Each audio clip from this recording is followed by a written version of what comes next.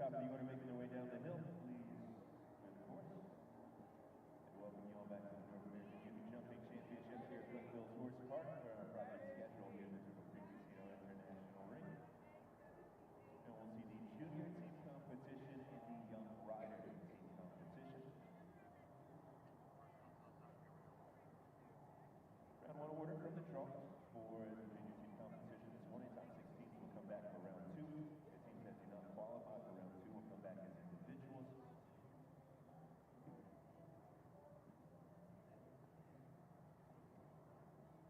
Individuals to start that second round of competition.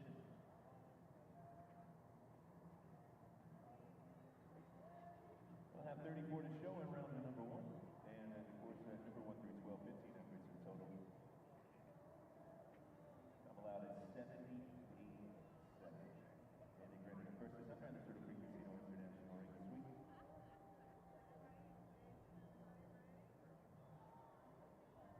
Got the panel to start the morning. Herschel, Elena Kutzera, John Rush, and Diana Kachiki. Also Gabby Teuscher. And Amelia Focus.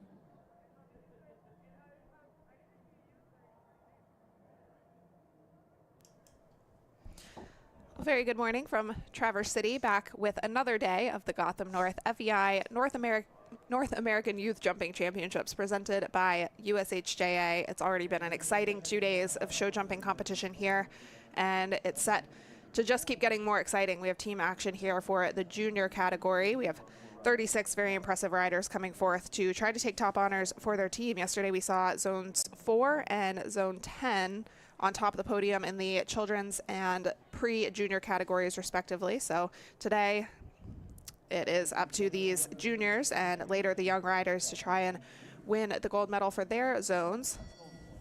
And alongside me again for another exciting day of show jumping, Allie Wolf. Thanks for joining us. Yeah, it's nice to be back.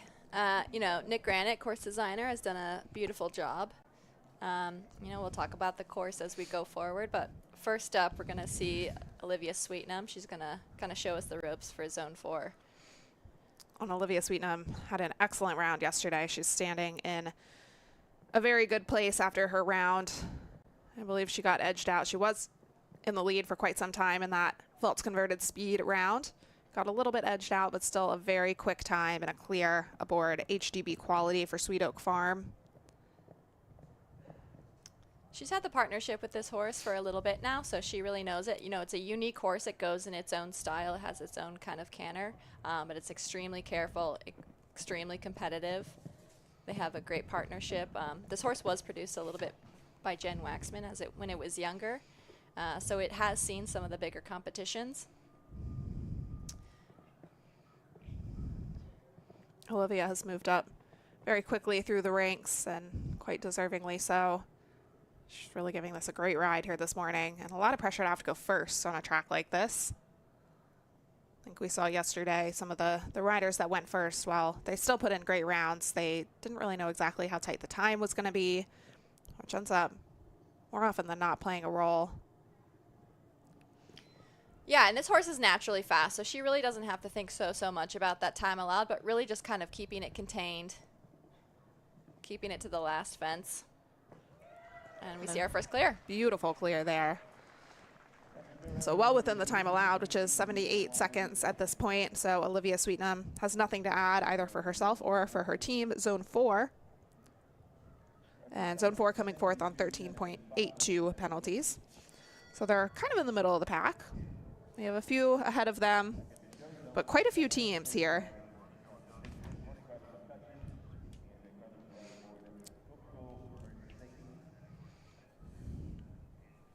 Carly McCutcheon next to ride, first line rider for zone 7. She's aboard Coco Mercedes for McLean Ward and Old Oak Farm. And another just top junior rider, taking some big wins, like this year at Devon, as well as in equitation and hunter action. Yeah, Carly comes actually more from a Western background, so you know, it's very interesting to cross disciplines. She's done so very well. and has a very incredibly supportive family, supportive team behind her. And just nicely pops into that 5 strides. Nick has done a nice job of designing this course. It starts off nice. A roll back from 1 to 2 just to kind of think about that time allowed. And then he set the first 5 stride, just nice to kind of ease you into that course. You know, she just cantered down that 6 to the triple combination, vertical, oxer. And then this is really the kind of the first test of rideability, introducing the water for the first time. You'll see a lot of numbers after the water, maybe 8, maybe hold out in the 9. It's just really horse and rider dependent. And here again, you have to think a little bit of that time allowed over to a very delicate pinstripe oxer, which is very hard for the horses to see. She catches that nicely. And again, thinking more a little bit about that time allowed coming over to that double. This is a 2 stride here. I think you'll see mostly 7 strides to that Starry Night vertical with the liver pull underneath it, and a 5 stride home to the Just World. Well, we're 2 for 2 out here this morning, and I can't say I'm surprised with the 2 riders that came out first.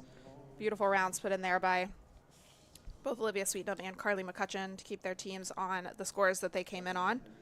And Zone 7 sitting in a good position as well, 12.51 penalties. And Carly put in a good round yesterday. She went early, so she didn't really know exactly how fast the pace was going to be taken up. So 3.49 penalties individually for her. It's a pretty comfortable place to be. Well, that brings us on to Zone 5. Caroline Nadelin, leadoff rider for Zone 5, Bordeaux Classico. Team coming forth on 15.36 penalties. Yeah, and really one of the benefits to having a 3-person team is you do get to skip that first slot, that first rider slot. So a lot of the riders on that 3-person team, if they're going first in their team rotation, they do actually get to watch. A lot of those riders that have a team of 4 get to go first.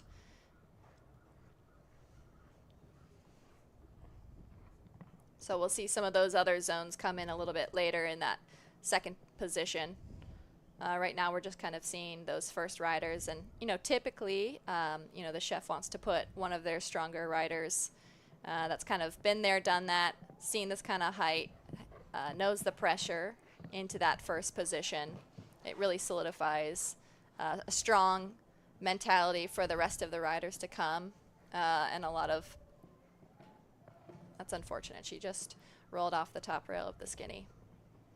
Well, I think you said yesterday that the chefs had decided mostly the order of go prior to the first round. How much flexibility is there to shift that around before the team competition starts?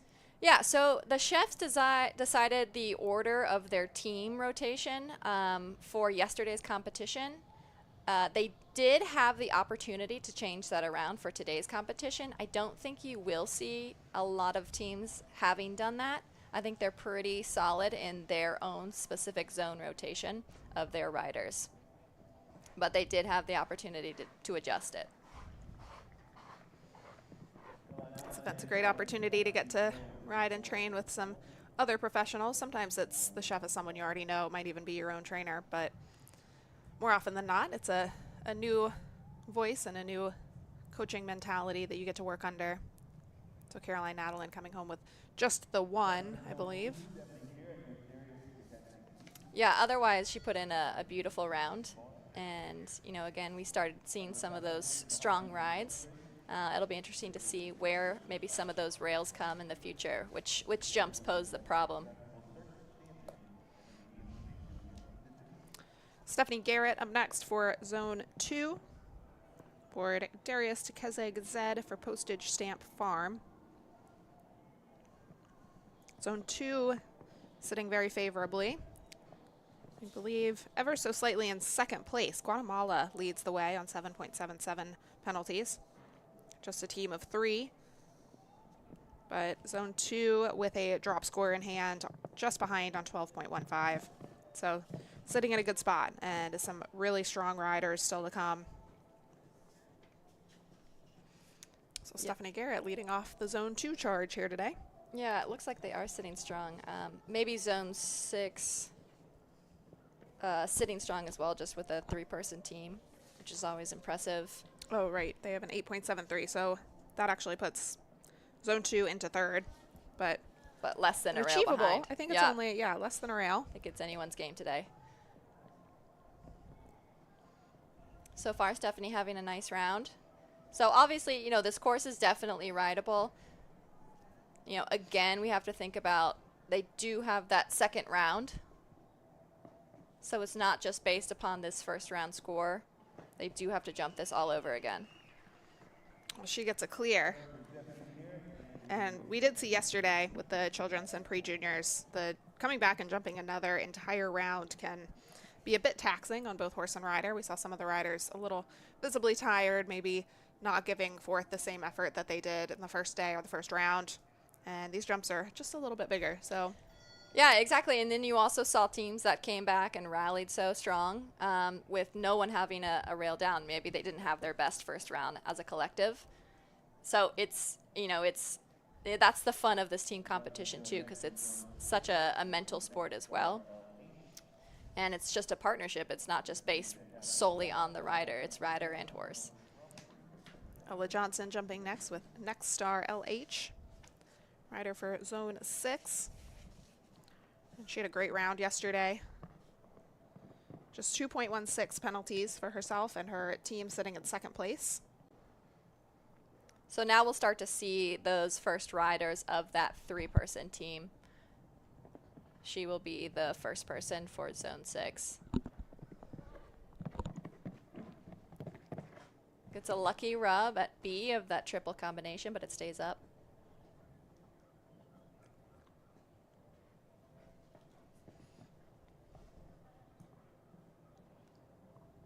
Stays with a 7 to the water. So far, the water has not been much of an issue. The water is now just being used for the juniors. We have not seen that with the children's or the pre-juniors.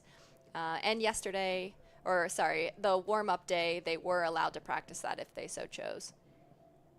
So they've definitely seen the water. It was in the same placement, same direction. So you would think that most of the horses should be pretty comfortable. And especially for young riders, knowing that they want to attend this event, it's probably something they've practiced at home. Exactly, and hopefully they will have done their research, you know, jumping the water. The water is always a staple in these young rider competitions. And, you know, with a water, when you see it like that, with the box in the front and no pull, that just means they count the lath on the backside. And the lath is just these, you know, little foam, very, very lightweight tabs that you see the woman stomping back in. And, you know, there's a judge that stands at the water and deems it, if a horse steps on the lath or even takes a foot into the water, that is counted as 4 faults. So it's a 0 score there for Ella. She is just slightly inside the time. So well timed there. And so far, this has proven a very jumpable course. I think we've only seen 1 rail down in the 5 that we've seen so far. Yeah, I think so. You know, Nick has made it a fair course where the time allowed, you know, you do have to keep moving a little bit, but you may have more breathing room than you might be used to, or if you do have a slower horse, you just have to think about it in maybe 1 or 2 corners to kind of keep going. Maybe in that rollback from 8 to 9, that pinstripe oxer. But for those quicker speed horses, it's not so much of a factor.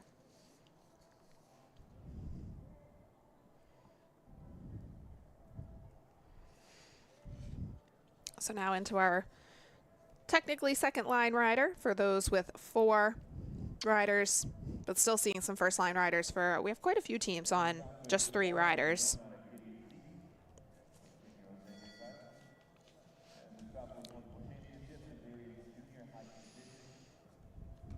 Second rider for Zone 4 up next. They already recorded a clear with Olivia Sweetnam. Mustafa Shah is up next with Harakiri Zed.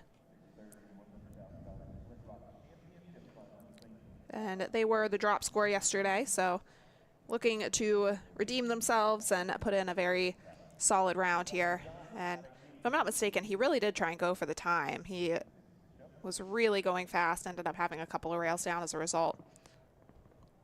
So I think today, I feel like having taken the pace back a bit. Like, this is not a speed round. You just have to get within that 78 seconds. Hopefully he should get the clear that he was striving for yesterday. Yeah, and he's a very fast rider. He will always try to go for it, go for that win. He trains with Will Simpson, and I believe Nikki Simpson is here to help. So I think for him, you know, he has a fast horse. He's a fast rider. He does not need to really worry about that time allowed, just really keeping that horse managed, keeping it together. Strong ride at the water. And pulls it together for the vertical.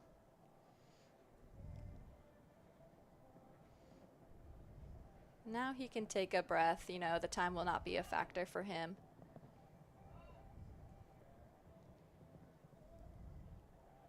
Gets quite deep into the 2-stride, but gets away with it. Opts for the 8, maybe just gets a little bit too close to that vertical. So just the one comes down there for Mustafa.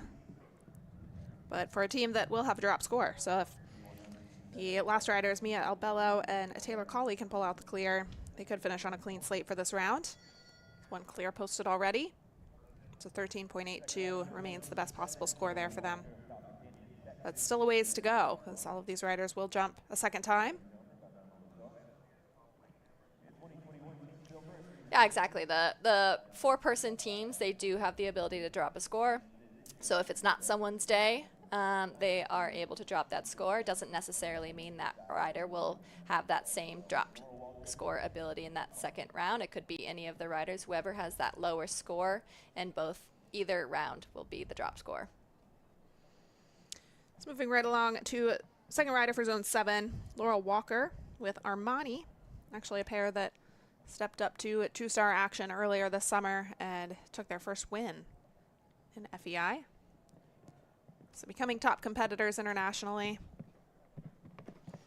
Yeah, Laurel trains with the Prudence. They've been here, I think, for the majority of the summer for all those Great Lakes Equestrian Festival shows. So she's definitely seen this ring, seen these jumps, been practicing a lot, like you said, stepped up to that 2-star very successfully. Another fast rider. Another rider that doesn't necessarily need to think about the time allowed. Just kind of concentrate on keeping the horse together.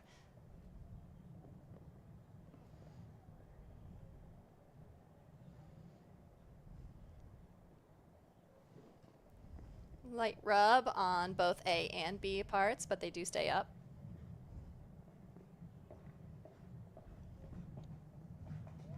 Takes the clear. Really fast clear as well, almost 10 seconds underneath that time allowed. This keeps her team on a 0 score.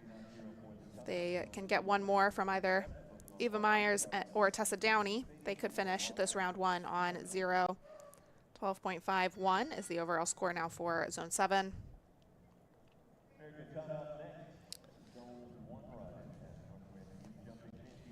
Amira Katana next to go, first line rider for a combined team for Zones 1, 8, and 9.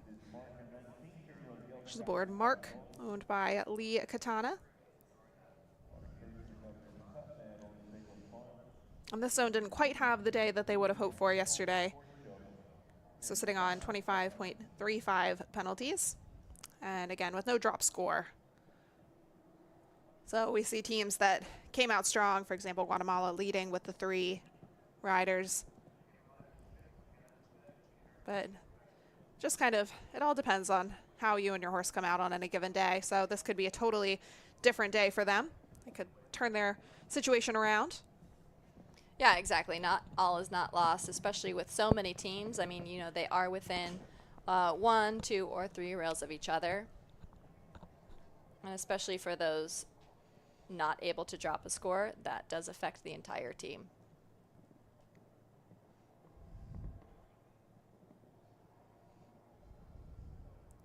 So far, putting in a nice round, opting for that 9 strides.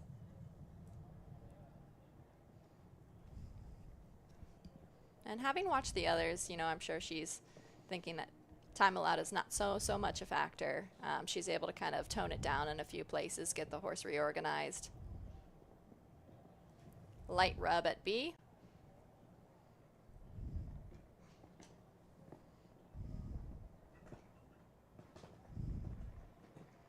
Another beautiful clear there, so nothing to add. Already coming out stronger. I think that's a good testament to the mental strength of these young riders. They can put yesterday behind them. None of them had a bad day per se. I mean, it could have even just been the time taken. Like I said, it was a faults converted format. So rails down, converted to 4 seconds on the clock. And some riders went for the clear and didn't take their time, but weren't necessarily going for the win. So any seconds on top of that separated them from the winner was going to add up and mean that they would be a certain number of points behind. So moving on to zone 3, Abigail Gordon rides Nice Girl Demuse Zed, and they had a really good round yesterday, really fast. Ended up having 1 rail down, I think, that just added a little bit of time. Yeah, exactly. Just like you said, yesterday's format is a little bit unique where those faults are added to seconds. So, you know, we're not quite sure who had a rail or who went clear. It was all second dependent. You know, it didn't quite matter if you had a rail in that sense. If you did, you know, you maybe had to pick up the pace a little bit. Same goes for those clear rounds. You know, a slower clear could, you know, some of those faster rounds with 1 down could beat those slower but clear rounds. And I think we saw a foot on the lath, so that counts as 4 faults at the water. That's the first time we've had a fault at the water.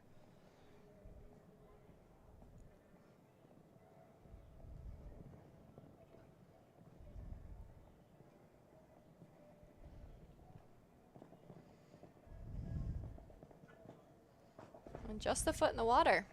That's too bad. A very different test of jumping there. It's one that isn't seen too often. You see it pulled out for major events like Nations Cups and 5-star Grand Prix across the world, but also a big test for these young riders. Always plays a role in this championship. So likely something that a lot of these riders will go on to see in their senior jumping careers. Yeah, exactly. You don't see the water so much these days. It is thrown into some of those 4- or 5-star events, especially always in the Nations Cups. So if these riders want to look forward to riding on some of those senior teams, this is definitely something that they'll need to add into their training. Zone 5 second rider next to jump, Savannah Embley, with the ride for Embley Stables aboard Diamo CKZ.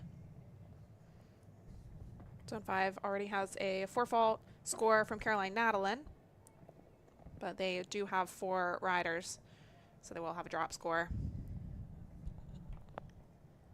Yeah, and Savannah has a little bit of a slower horse. You know, she's a little bit on the slow side starting off. Has a light rub at A and B, but stays up. She's going to have to think about the time allowed a little bit, find a place to make up for that.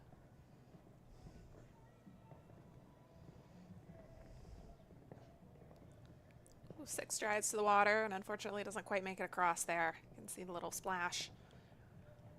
This horse looks like it has a big, lofty, scopy stride.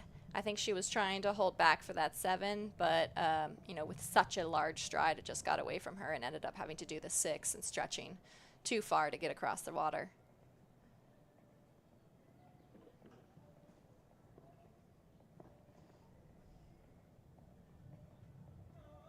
And again, that pretty zigzaggy 5 there, but actually probably helps her out. Made a little room up to the Just World. Definitely ran out of room to that Starry Night vertical, but that's shown up pretty tight for everyone, I think. Everyone's been woeing in 7 for that. Yeah, and again, such a big stride, as you can see. She was slowing the entire way to the water and still did the 6. Same thing, just ran out of room to that Starry Night vertical. Such a big stride, and even bent the 5 at the end.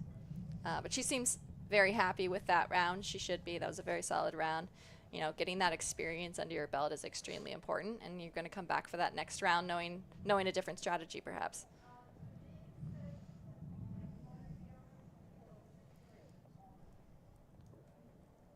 And as you can see, these riders, you know, these are under FEI specs and regulations. So right now, Savannah is doing her post-boot check. All these riders have to now follow FEI rules, which is, you know, you must get your boots checked pre and post competition. So that might be a little bit different for these riders. Again, this whole week is just about introducing what they might be seeing in the future if they decide to stick in international competition. They've had some great seminars and talks and education about what to expect, what are the rules and regulations, and so forth. So I think it's been a great learning experience for all these kids. It is such a good first time out technically in international competition, and just so many extra things that they do, not just educationally, but so many fun experiences, really helping form those team bonds and getting to know all the other riders that are here. Yeah, exactly. You know, you go to competitions, you see those barns probably that you typically see, the same riders in those barns, but you never maybe get to converse with them. And so those riders are then typically split up onto different zones coming from different states all around the world. So you might get to pair up with someone you've maybe never met before or just seen at a distance. So it's really a unique and fun opportunity to meet new people that maybe you haven't before, or maybe you're in different regions, say in Colorado, and someone else is just showing mainly on the East Coast. This is the place to come, meet those people, interact with them, and possibly see them in the future. On in comes Caroline Signorino, riding for AS Sport Horses, aboard Hocus Pocus Vanda Lukasova. Rode a strong round yesterday, 3.89 penalties carried forward for her individually, and 12.15 for Zone 2. And already one clear from Stephanie Garrett.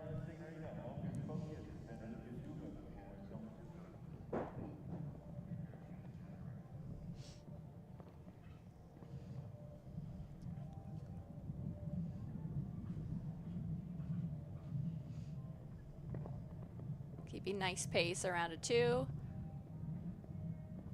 Nicely balances in the 5 and gets over to set up for the triple bar.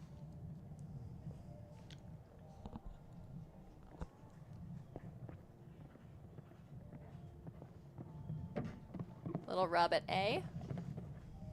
Gets away with it.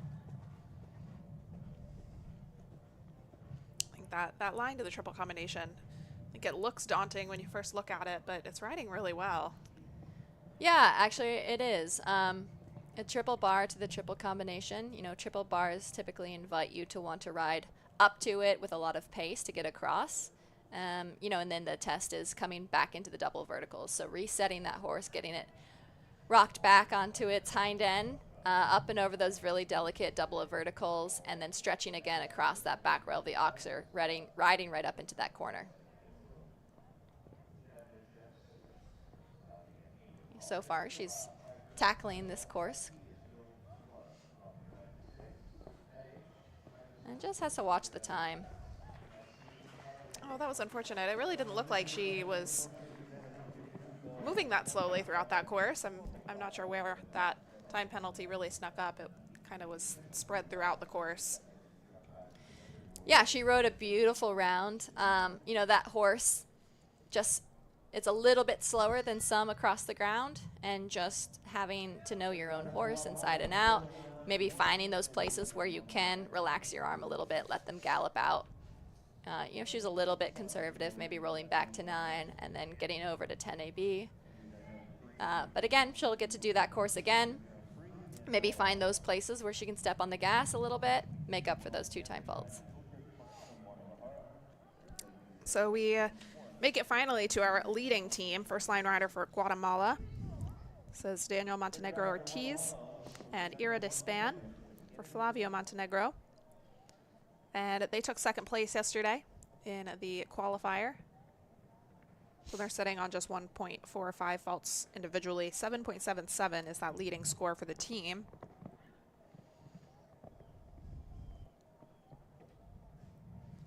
It's a very, very light rub at 3.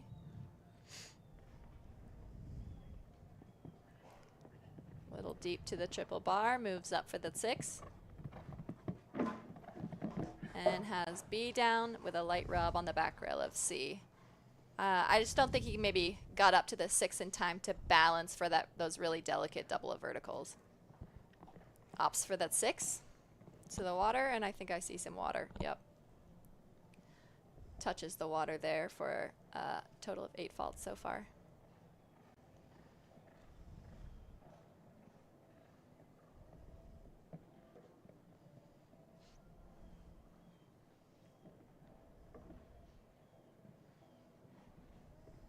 Gets through the next double just fine. And again, has that Starry Night vertical. I think that is going to be a problem area for some. It is hard to see. It's blue and it has some little white speckling on it, as well as the Liverpool right underneath it. There's a lot to look at for the horse. It also blends into the background as you walk up to it. So there's a lot to see, and there's also, it's very hard to discern which one is the top rail. It's just a lot for the horse to kind of calculate. Well, further evidence that things can change very quickly here day by day at the North American Youth Championships. Our second place rider from yesterday takes 12 faults, and that will have to carry forward for Guatemala because they only have 3 riders.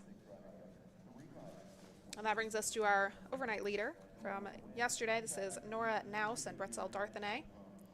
They were the fastest pair and sit on 0 penalties, and that's a 0 contributing to the, I believe, second place score coming into today, 8.73 for zone 6. So really good showing for them yesterday, and no drop score for this team either. So all scores will count. So that's pretty impressive, coming in at around second place with about a time fault to spare. Again, it's very interesting, you know, to watch those horses that were very competitive yesterday.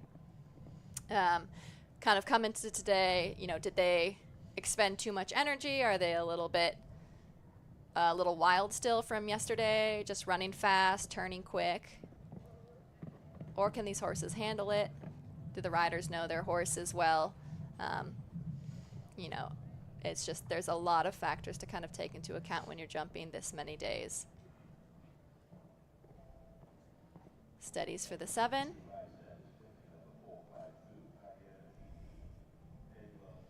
Decides the conservative 9. This pair was winner of a National Grand Prix earlier this season. Takes a wide approach there. We'll see how that ends up impacting her time. Really quick little horse across the ground, so shouldn't have to worry about it. I think we'll probably be okay. Yeah, exactly. And I think maybe today's approach is kind of to keep the horse always packaged. She knows it's a quick horse. She doesn't have to worry about the time allowed. And nicely through the finish. So zone 6 is looking really good so far. That's the second clear that they've recorded here in this team competition, and actually may have taken over the lead at this point because Guatemala did just record a 12 score. So it's still very early in this team competition, but that does give them an edge. Yeah, and it's interesting to see that, you know, the first 2 teams coming in at first and second right now are only teams of 3. So it just goes to show you that, you know, while you might have a disadvantage of not being able to drop a score, it doesn't mean that you're completely out at all. So back to zone 4, Mia Albello has the ride aboard MHS Cardenta.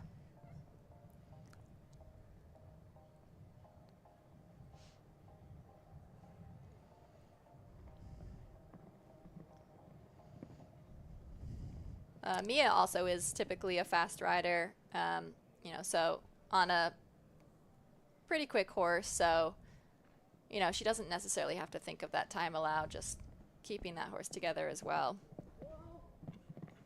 Zone 4 sitting on a clear from Olivia Sweetnam and 4 faults from Mustafa Shah. So hoping to get 2 more clears and be able to continue on that clean slate. Gets a very light rub at that skinny. Gets very lucky with that because that is a very, very delicate fence.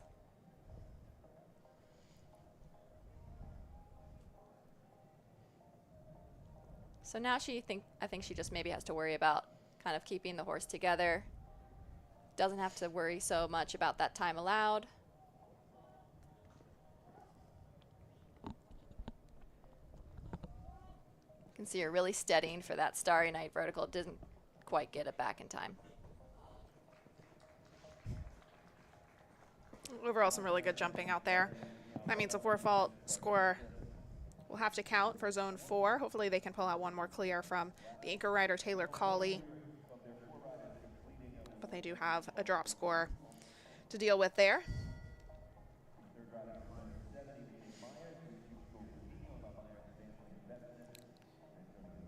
Zone 7, back in the spotlight, Ava K. Myers with the Myers Family Investments entry, Chico P. They were the drop score for their team, and currently sitting on a clean sheet. Clear rounds from Carly McCutcheon and Laurel Walker, so nothing to add to their score of 12.51. Very comfortable score to be sitting at, right there in the mix. Yeah, exactly. I think they're maybe coming into today sitting around 4th position. And less than a fault from some of the people around them, less than 4 faults from some of the people looking at a podium as of now.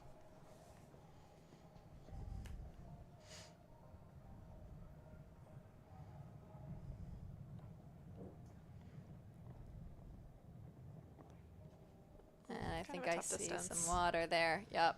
She powered forward for 6 strides and then kind of a little stride to fit 7 in. And, you know, while these riders need to know and practice the water, you know, maybe these horses are very experienced with the water. So 2nd and 3rd time that they see the water, they don't try as hard. You know, they don't stretch as much. So that's also another factor to consider, jumping the water so many times. That's interesting. It's something that you can almost over-practice. Exactly. If you're not careful, you know, you want them to be a little bit surprised at the water to make that extra effort to stretch for that back. You know, some of the ones that don't really care so much about the spookiness of the water, with those boxes in the front, those are kind of boring for some of those seasoned horses. It doesn't really make them want to stretch so much. That's not super tall. Some of those taller boxes create more of a jump and a stretch in those horses. So that is also another factor I think that Nick has taken into consideration. McKenna Blowbaum up next, trying to make a recovery effort for zones 1, 8, and 9, coming in on 25.35. And that's the first time we see 2 come down.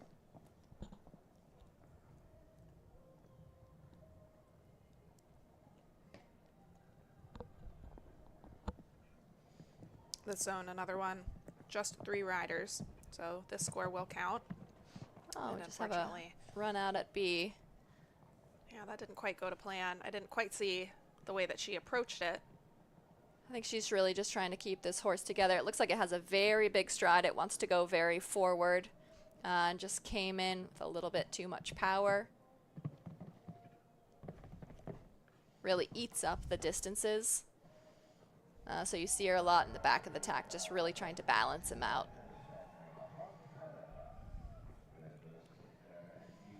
Really fighting for that 7 and having to really stretch, make a big effort over the water, but gets it done. And unfortunately, that looks like the horse is just kind of trying to run away from her a little. She's really working on that rideability there. And the rideability just wasn't there when she needed it to come to that U.S. Equestrian vertical. That is her 2nd refusal, which results in elimination, which doesn't mean the team's eliminated. It does just add quite a few penalties there to her score. Yeah, exactly. That was very unfortunate. You know, that could have been many factors. Yesterday could have also been a factor if you really let your horse out of the box yesterday, you know, put in maximum effort of galloping. It just maybe makes that a little bit harder to wrangle back in for today. Well, that likely ends the hopes of a medal finish there for zones 1, 8, and 9. However, the riders do continue to ride individually, so we'll still be seeing them come forward.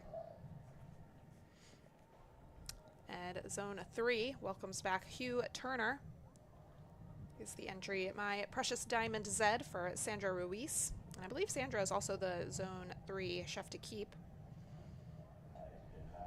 This is just an 8-year-old horse, so likely its first championship of this caliber.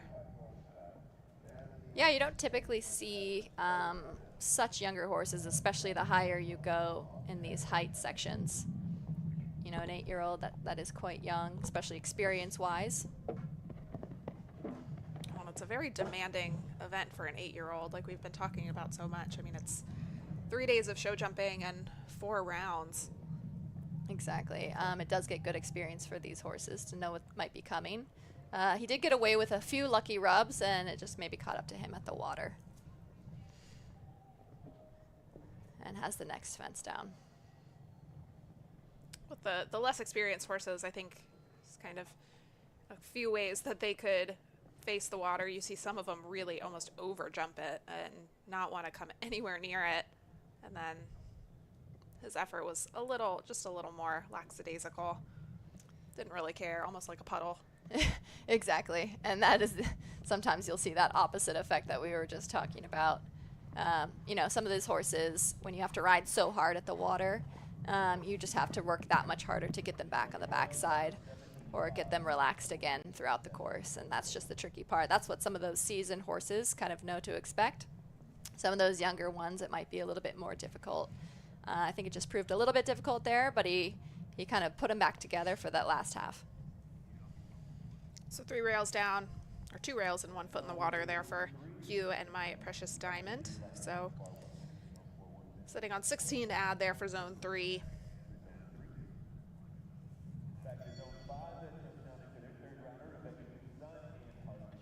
So now we return to zone 5.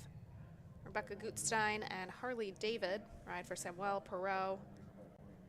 This horse, a bit of a more seasoned competitor, 16 years old.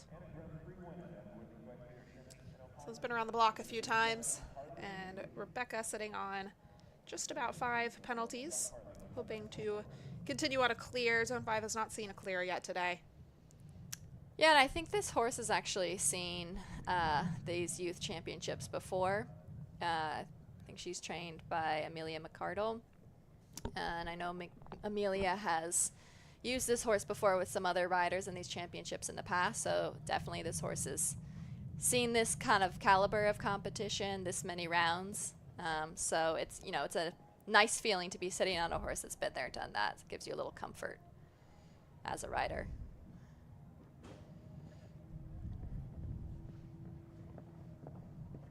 Very straight down this line. Jumped right through the center of all 4 of those jumps.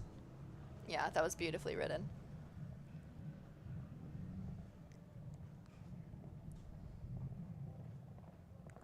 Winds up for the water.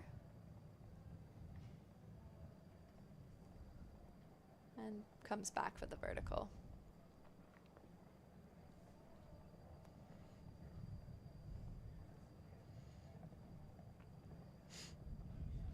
Pulls it together nicely for the oxer.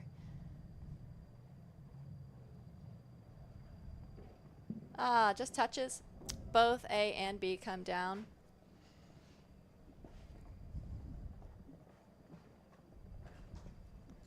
That was unfortunate. She had a beautiful rest of her course. So just the 2 down in that double there, really close to the end. So otherwise quite beautiful course. So that means 1 score of 8 will have to count there for zone 5. Brings our best possible score up to 27.36.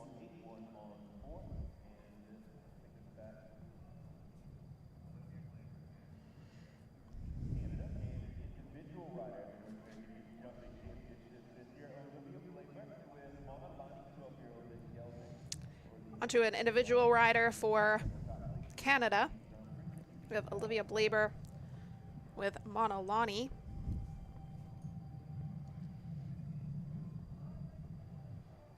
And no teams actually brought forward from Canada. She's the sole Canadian rider in this junior division, but we've seen Canada be very competitive in some of the other divisions.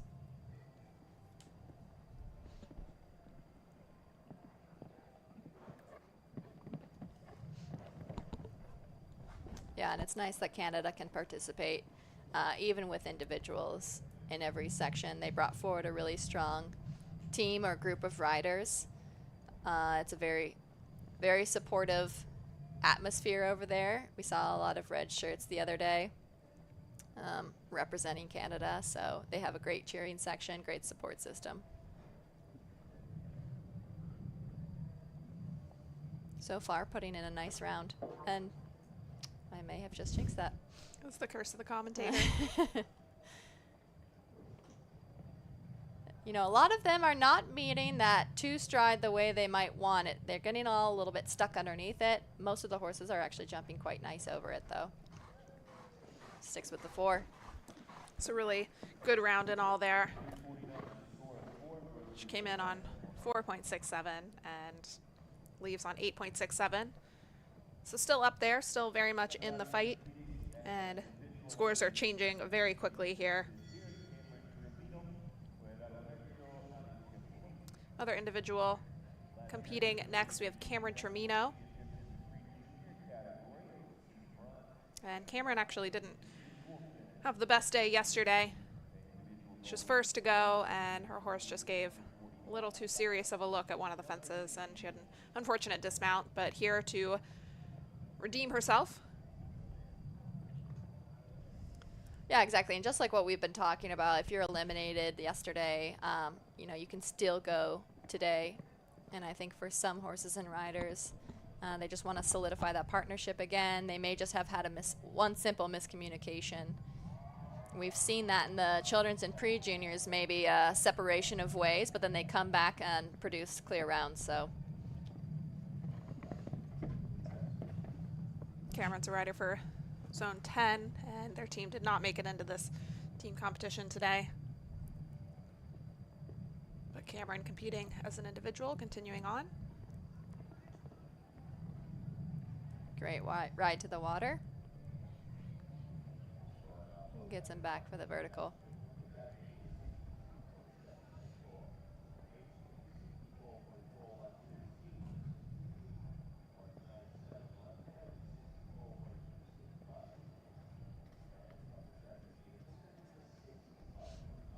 Ooh, gets very snug underneath that and has both rails of A come down, but just for the 4 faults. Needs to worry a little bit about time. So ever so slightly over the time as well, but what a way to come back and redeem yourself after really not having the day one you would have imagined. That was I think overall a really good round. Yeah, exactly. And it just proves that, you know, there's one little mistake, but it doesn't mean that a big event occurred. You can still come back the next day, prove that your partnership is incredibly strong and that you qualified to be here, and that in itself is an achievement. Exactly. This is such a competitive group of young athletes. I mean, the best in North America. So to make it onto these start lists, it's an achievement in and of itself. So back to Zone 2. They've had a pretty good morning here so far, a 0 and a 2 time fault score recorded. Emma Blumenkrantz next to go with Chris W. And another that served as the drop score yesterday, so looking to redeem herself. 12.15 faults is the score that Zone 2 came in on. Yeah, and I think they came in possibly in that bronze position coming into today's competition. They're looking to hold that, and the first 2 riders put in very solid rounds.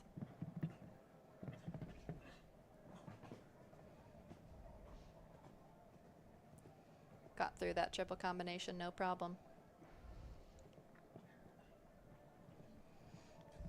Really gearing up for that water. Little stick on the neck. I don't see any flag.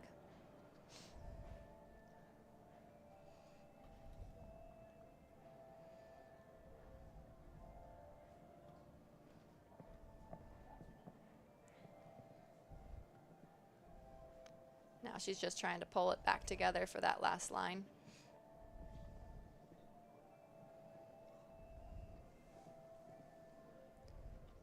Tight 7, just has it behind. Overall good round there for them. Nick put that Starry Night vertical right on the angle, so for most riders they're doing a bending 7. It's a very slow 7, but they are kind of catching that vertical on a slight angle so the horses are not entirely lined up or square to that vertical.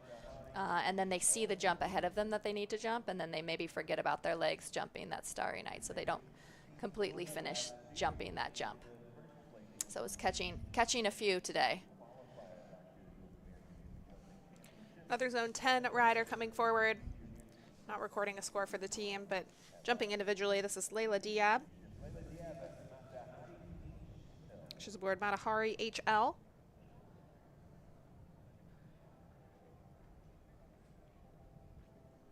I think this is a relatively new ride for her.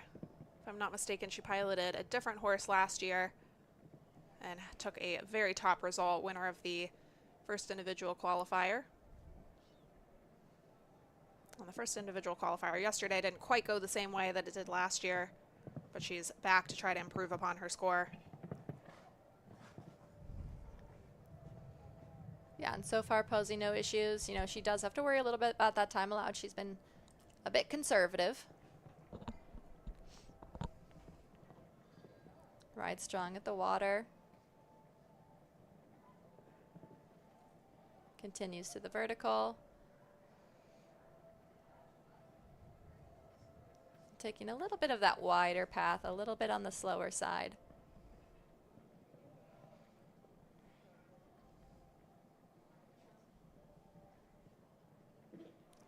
And just a little bit deep into that double, that two stride, taking that front rail at A.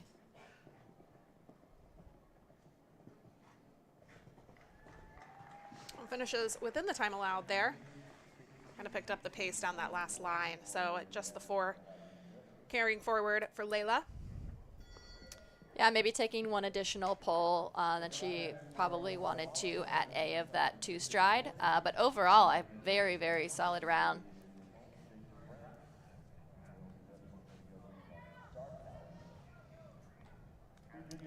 Well, moving right along to Guatemala.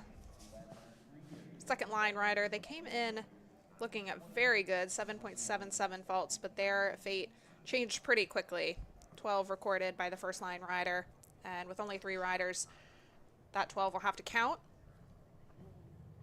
So up next, it's the turn of Flavio Andres Montenegro, and he pulls fence 2 with his ride, Jason Brown.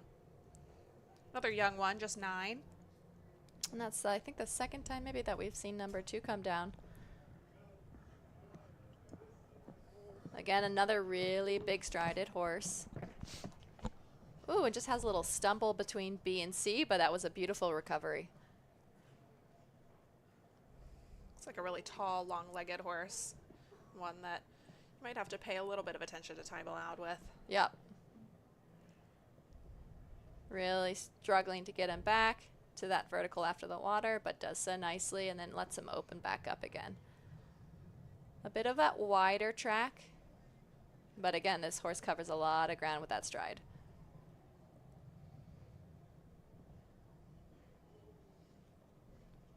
Gets quite snug into the 2 and has the back rail. Takes the Starry Night vertical as well. This looks like he might have been getting a little tired there towards the end. Had a little rub on the last as well. So in total, 8 faults there for that pair. Yeah, So and that last line is really proving quite tricky, especially with the rideability after the water. Those big strided horses, if you want to stick with the 7 to that Starry Night vertical, you really have to hang out wide. A lot of them, I think, are just getting there a little bit too early.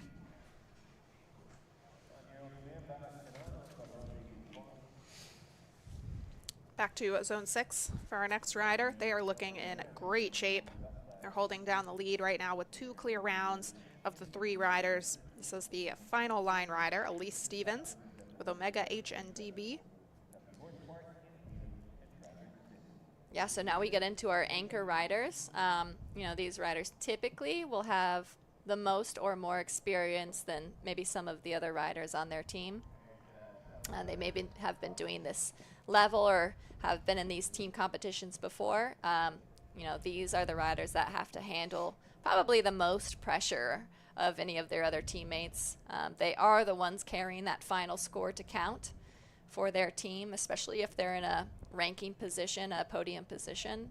That is a lot of pressure. Gets a light rub at B in the triple combination, but stays up. Quite a bit of pressure on Elisa's shoulders right now to anchor a team currently sitting on a clean score for round 1 and with the lead. So they have a lead to protect. Exactly, and coming into it, their final rider, knowing that you are in that leading position and that you do not have the ability to drop that score. You know, that's probably in the back of her mind. She's trying to push that to the back of her mind and just focus on the task at hand, one jump at a time. Gets a good one into that 2 stride. Delicate rub out. Fights to get that bending 7 strides and up and over the last. So it is a completely clear score there for all 3 riders from Zone 6, Ella Johnson, Nora Naus, and Elise Stevens. They all continue on the same score that they brought in, and that combined team score is 8.73. So that holds the lead. And that'll give them a little bit of leeway also in round 2. You know, they don't have that luxury of a drop score. So I haven't exactly done the math yet, but I would assume they maybe have a rail in hand for that second round. I think the closest team behind them right now is Zone 7, 12.51. So maybe not quite a rail. If they might be neck and neck there if they end up having a rail. But we will see how the last line rider shakes out for all the rest of the teams first. Zone 4 is Taylor Colley next to jump, Corlencia, BC for Windsor Show Stables. Yeah, and Taylor, you know, this is a new partnership with this horse. I think she's maybe been riding it since this winter in Florida. So a relatively new mount. But they've partnered together really, really nicely. Taylor's gotten a lot of experience riding a bunch of different horses. She does a lot of catch riding. She did a lot of catch riding in the winter. I'm pretty sure I just saw her running constantly from ring to ring. It's probably very valuable experience exactly, for a young rider like her. And probably nice for to be at a horse show where she doesn't have to worry about the equitation and the 100 rings as well. Really just gets to focus in on this one class. I know her parents weren't able to make it today, so we'll give a shout out to them.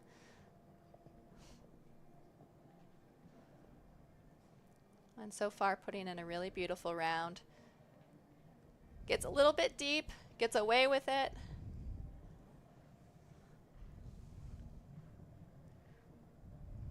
Fights for that Starry Night vertical and brings it home for the last. That was a beautiful round.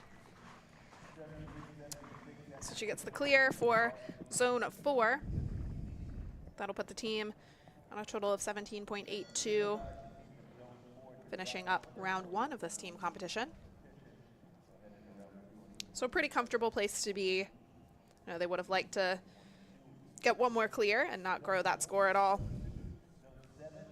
But a total of 1 rail down for that round. Not a bad place to be at all.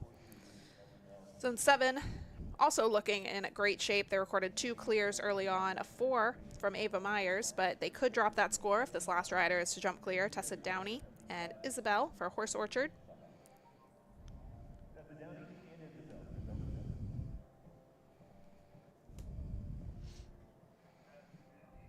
Yeah, and Tessa maybe not having the day that she wanted yesterday.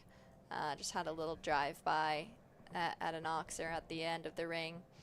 Again, you know, they were all thinking about that time, trying to be as quick as possible yesterday. Maybe some mistakes were had, just thinking a little bit too forward, too quick. This is a great partnership. They've had some experience in these higher levels. Just got a little bit stuck B to C. Touched the rail, back rail of C, but got out.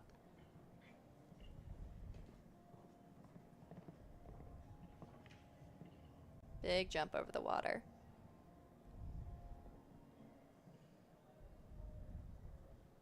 And now thinking a little bit about that time allowed to continue.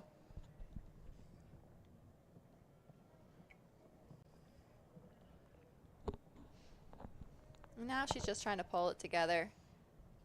Get home nice.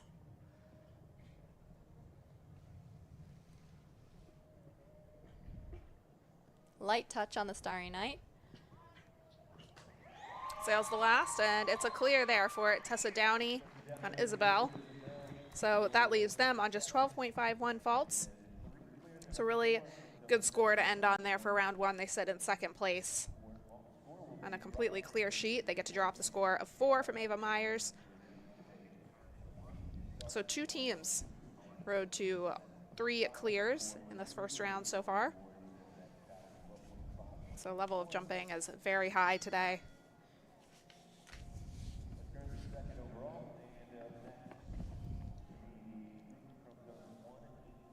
Looks like Kate Haggerty up next. Final rider for zones 1, 8, and 9. And Kate really just riding for herself now. Her team has kind of lost grasp of a podium finish. But that doesn't mean that she is out of contention. 7.55 faults. So sitting kind of comfortably right there in the middle. And Noche de Ronda, the ride for the Haggerty family. Yeah, and this horse is no stranger to these competitions. Previously ridden by McLean Ward. She has seen many a Nations Cup, many a 5-star round. Gets a good rub at 3, but it stays up.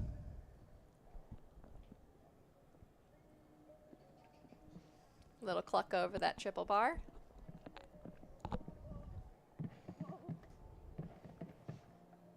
And no problem for the triple combination.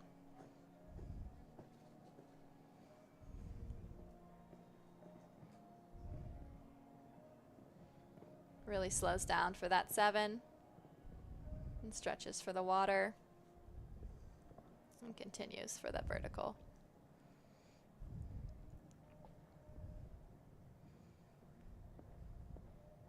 Now she just might have to think about pulling it together a little bit for that last very, very delicate line. Yeah, we've seen quite a few rounds that have been clear up to this point.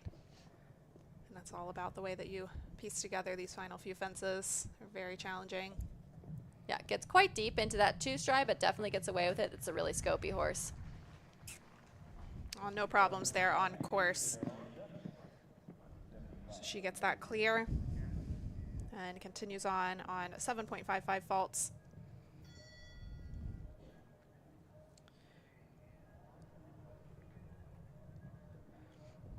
Catherine Puglisi up next, riding for zone 3. No drop score for this team. They already have a 4 and a 12 recorded, so their score has grown. But Catherine and Heineken on a score of 3.58. It's a really good individual score so far. So wanting to record a 0, not just for her team, but for herself as well. Yeah, exactly. And for these 3-person teams, you know, it's not over. You still have the individuals to contend with. So, you know, maybe your team didn't pan out this year or that day, but you're still having to think about that final day as well. And again, they're not completely out of it. Anything can happen.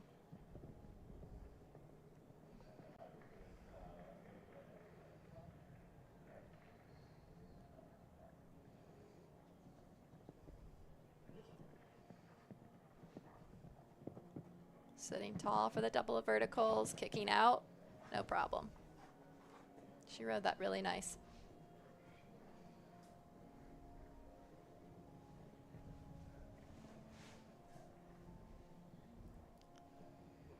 Oh, a little bobble at the water and has that. Just maybe peek down that last second. Little stutter step off the ground.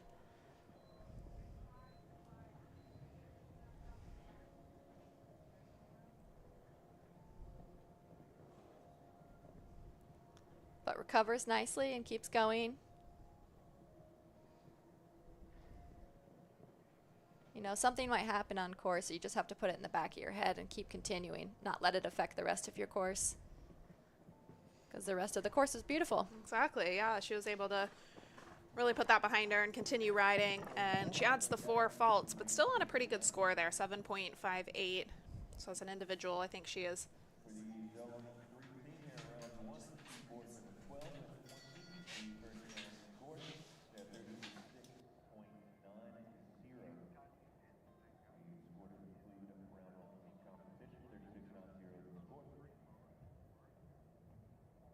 Zone 5, Cindy Feinzel with Diaz Orbitier, 10-year-old Gelder.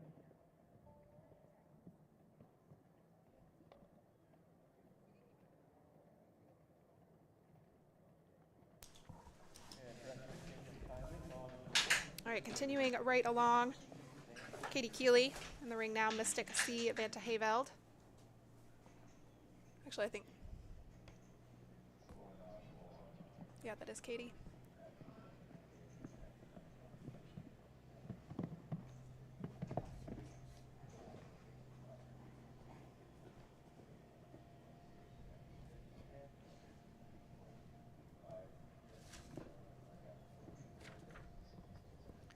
Riding strong for the water, gets over that no problem.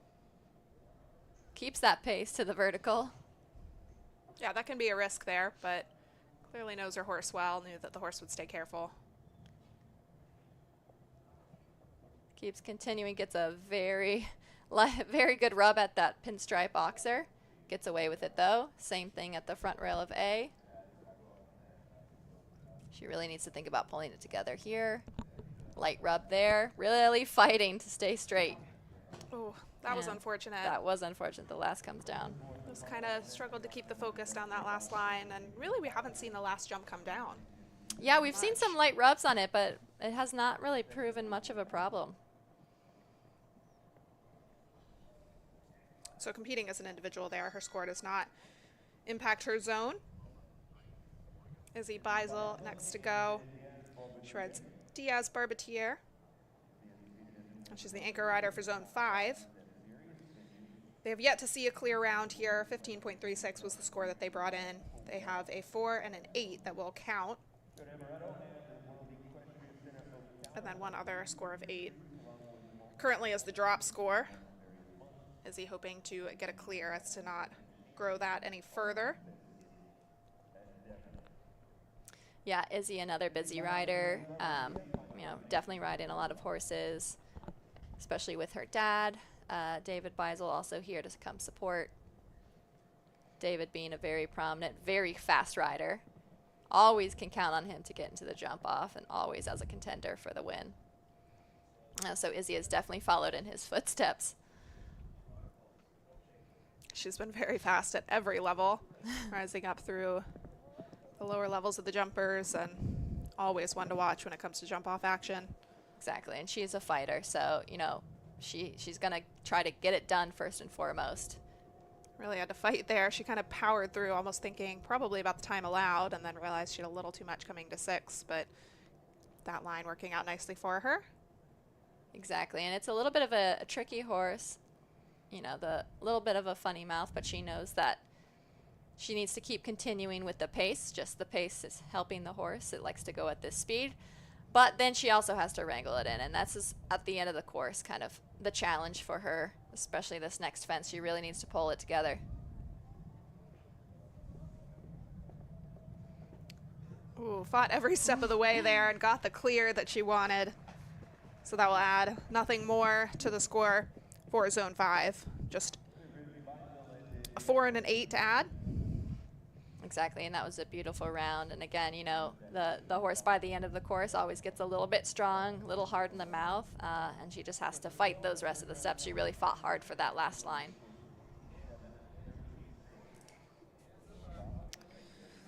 We're getting very close to the end of our starting order here. Actually, only 2 more team riders. First of those is Alexa Lignelli and Fiori for Skyline Sport Horses. They had a really good round yesterday, 3.13 penalties carrying forward. The team so far recorded a 0, 2 time faults, and a score of 4, so right now just sitting on the 2 to add. And a clear would put them in a very good position, keeping them well in the hunt.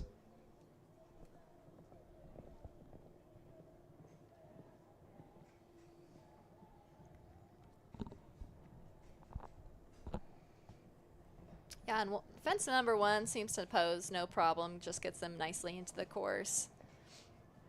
We haven't seen really an issue from number 3 either. That's just rides in a very even, steady 5.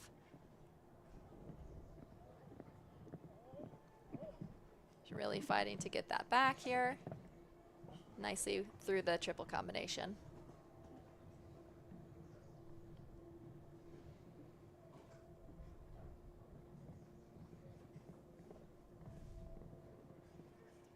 had to push a little bit at the water. And we may have seen a flag. Looks like she's checking it, maybe just putting it back together. Really studying the water, actually. Think of it as kind of a cut and dry decision. You either see them hit the water or you don't. Yeah, we see a 4 on the scoreboard. Instance. Took a little bit of time. Oh, and also has that Starry Night vertical. It's been a problem for a lot. So score of 8 there for Alexa and Fayuri. So they will be the drop score. The 2 and the 4 will continue forward for that team. So 18-15 becomes the final score for Zone 2, which still isn't too far out of the hunt. We have a few teams finishing on lower scores. But as we've seen, this class has played out in very interesting ways. We still have another entire round of jumping. So it wouldn't be a total shock to see them still standing on the podium at the end of this.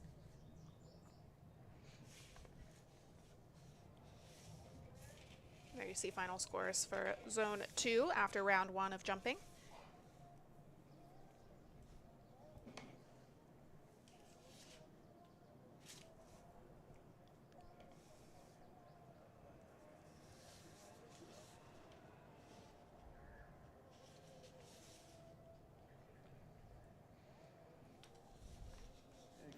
Zone 10 rider competing as an individual. This is Della White with Gucci.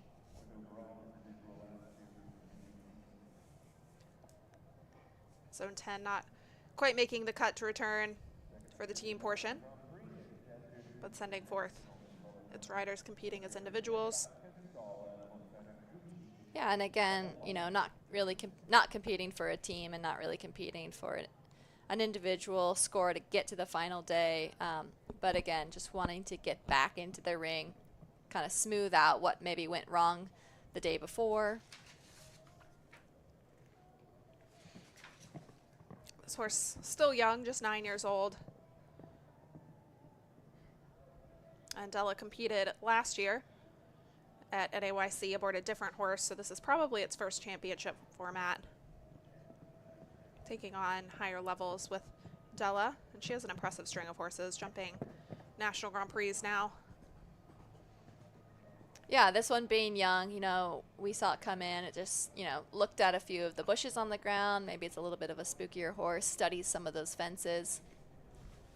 I believe that is the same fence that she had trouble with yesterday. However, yesterday it did have that box underneath that a lot of horses were really spooking at. This time I think the horse is spooking at the little barriers on the side, but gets over the second time. And gets over the water.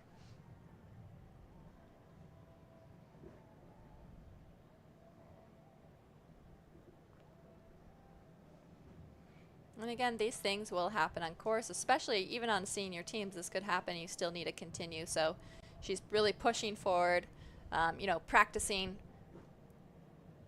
really making this horse go forward.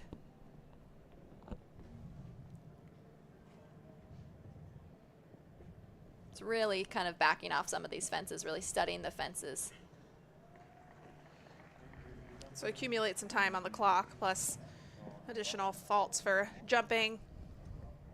But I think came back and really redeemed herself after yesterday really not going to plan. Yeah, exactly. And again, like we've always been saying, this is a great experience no matter what. You take away a lot of this, is a lot of learning.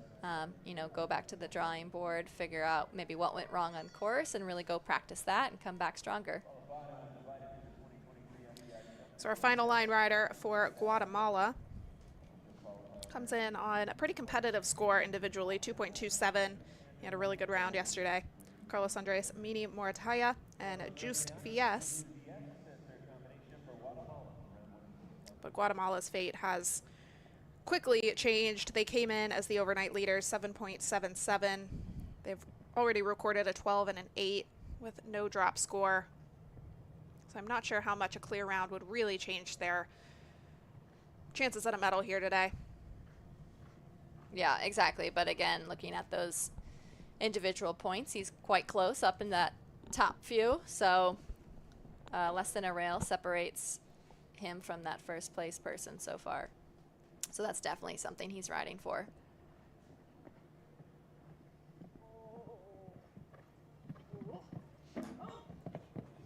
Really fights to get across C and has the back rail. I think that's maybe the first or second time we've seen that come down.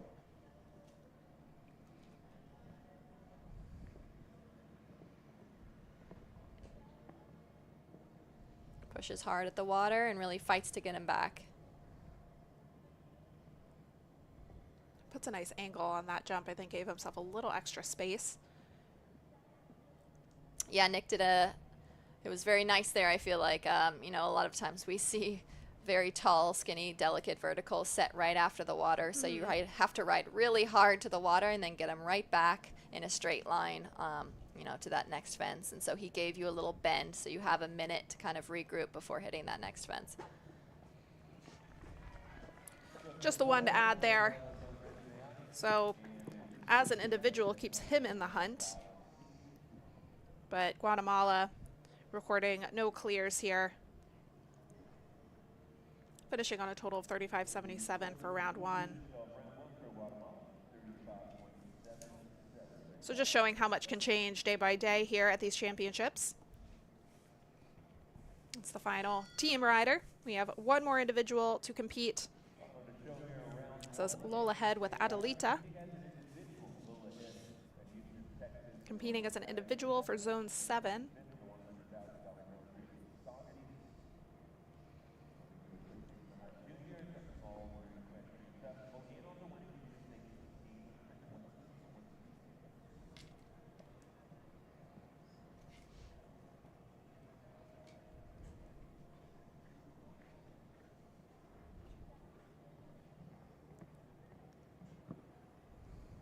Gets a good jump over number 2. Nicely heads down the 5. We haven't really seen this triple bar really pose any issues.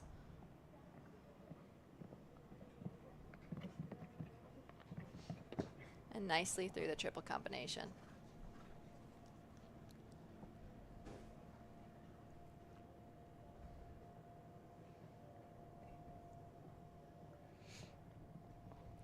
Riding hard to get across that water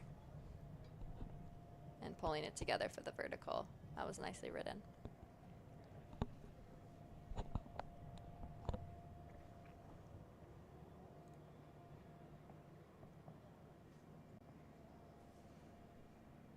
Here comes the tricky part. Gets a good jump into that 2 stride. Holds him dead straight at the skinny and or the Starry Night vertical, but has it down. That is a very tough fence to jump. Yeah, that was just the slightest touch too. That was unfortunate. Brings her score up to 21.72 for her personal score. And that brings round 1 to a close. So some really good jumping out there. Some change up in the order as well. We have zone 6 currently holding down the lead with 8.73 faults. Zone 7 closely behind, within 1 rail, 12.51 faults for that team. Zone 4 in third with 17.82. Although Zone 2 still in the hunt, just ever so slightly behind, 18.15, just less than a time fault separates those two teams. So it's going to be quite a battle for the podium. A little bit of a gap there then between Zone 5 and Guatemala, the 5th and 6th place teams. So we'll see how this second round shakes out. We're going to take a few moments to drag, and then all of our riders will return to jump a second time and try to take medals for the team. So be sure to tune back in. Give us about 20 minutes for that drag, and we'll be back underway shortly. Get back underway here at 9:35. That is 18 minutes from now to start round 2.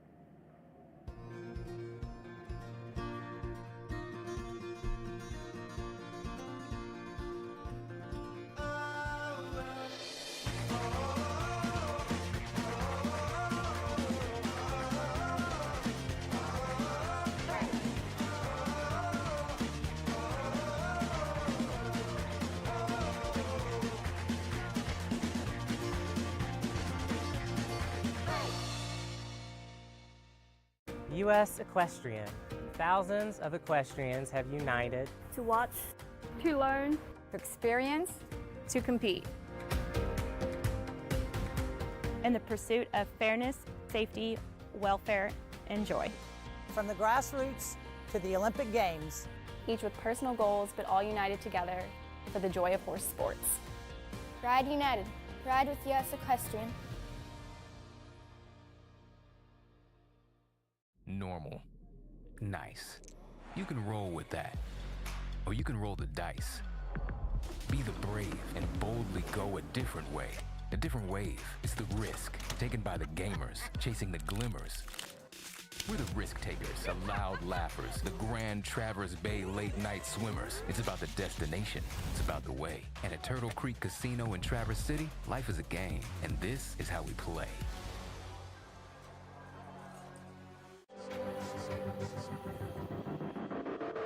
With NetJets, travel will always be personal. We do everything it takes to make every flight exceptional. Every single detail of your experience is personalized, just for you. As our standard is not just to meet our definition of perfection, it's to exceed yours.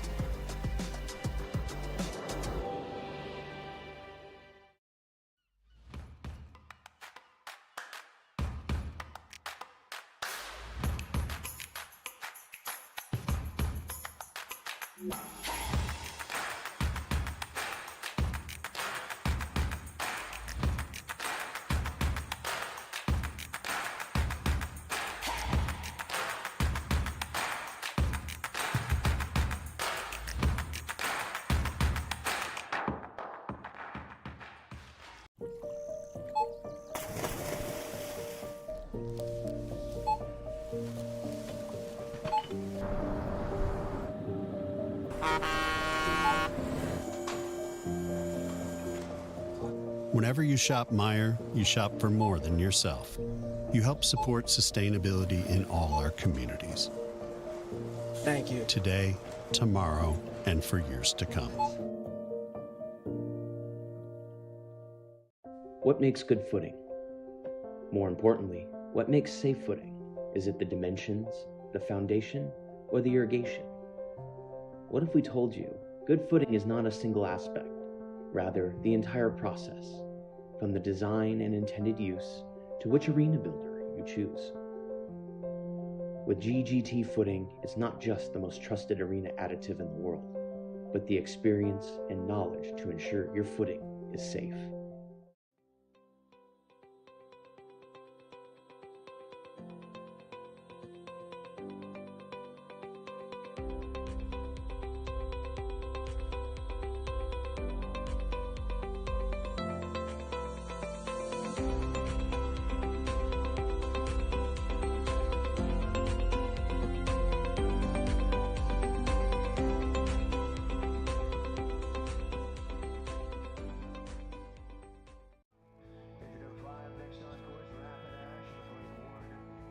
Equifit really takes a different approach to product development and to the materials that we use in our products. We're always looking outside to see what the sports world and medical worlds are doing, and we apply that to the equine athlete.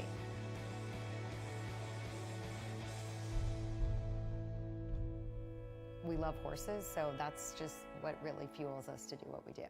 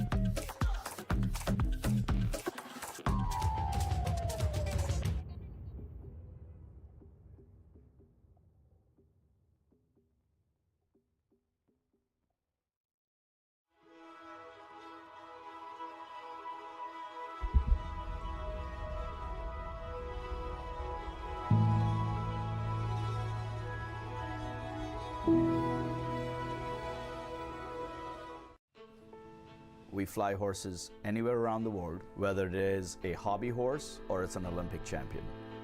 It's about getting an animal from point A to point B safely, in best of health, and in the quickest possible of time. We understand the business better than anybody else. We do not leave any stone unturned, and we are staffed by horse people from every layer of the company. We give horses wings around the world, across the globe, or across the street. As a third-generation insurance agency owner, I don't underestimate the responsibility that we have in protecting our clients. At Fitzpatrick Insurance, it's all about the relationships. The stronger the relationship we have with our clients, the better we can anticipate their needs. As an independent insurance agency, we partner with top-rated carriers such as Auto Owners Insurance. This allows us to craft a comprehensive solution tailored to each client. If you're looking to go out, go up, to get up and go. Whatever you're looking for, you and anyone you bring with you will find it all and more at the Grand Traverse Resort and Spa.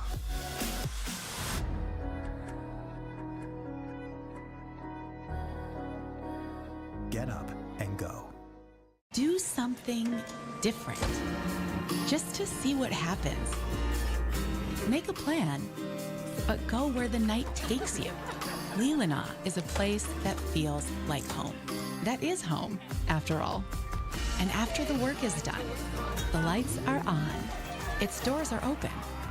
Possibilities, if you're open, to what happens next, to a game. Friends play here. Leelanau Sands Casino. 2023 will be the 14th running of the Silver Oak Jumper Tournament. A 501c3 charity, from its founding, our mission has always been twofold.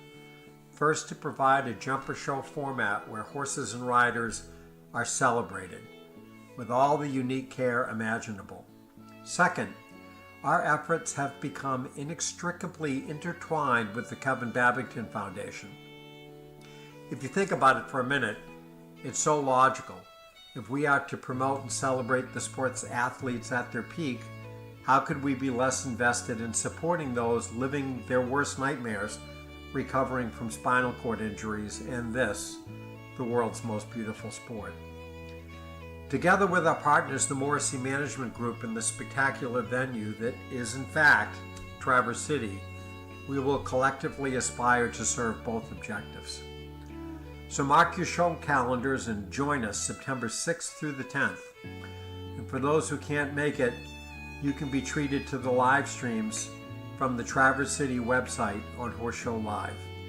In the meantime, to Kevin, Kim, David, Alexis, and Jonathan Miller, know we will continue to be there for you.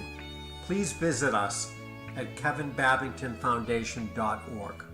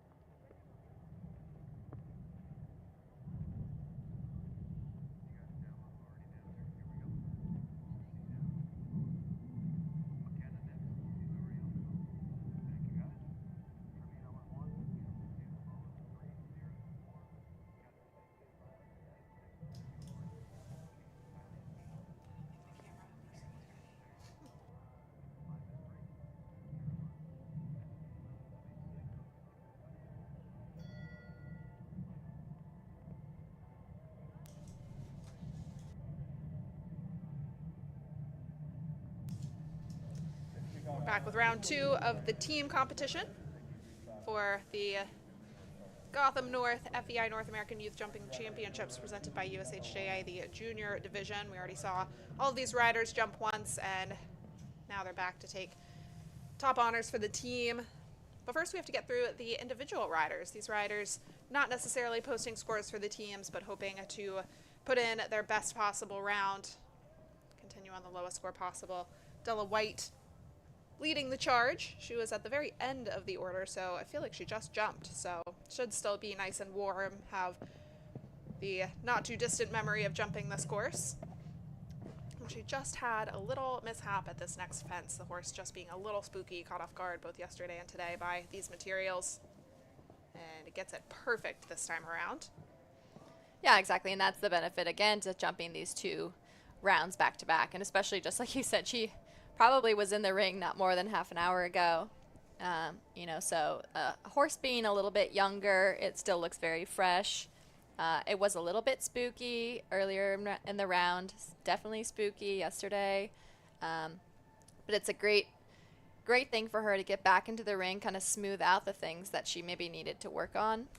And it looks like she's having no issues now. So I think she'll definitely be able to walk away from this competition. Just has that light rail down, but you know, that's really a non-event, but is able to walk away from this competition knowing that she kind of you know, fixed some of those little mistakes. She walks away really strong, you know, great experiences, and will probably go into the next competition extremely strong. Exactly. I do feel like she and her horse both grew together as each round of competition went on. Obviously not the way she would have wanted her first round to shake out, especially considering her second 2 rounds were that much stronger. But it's going to make her an even better rider for the future. A lot to take away from that experience. McKenna Blowbaum next, riding for Zone 8 aboard Barry Luovo. And again, riding as an individual, Zone 8 rider, but her team, or her score not counting towards a team.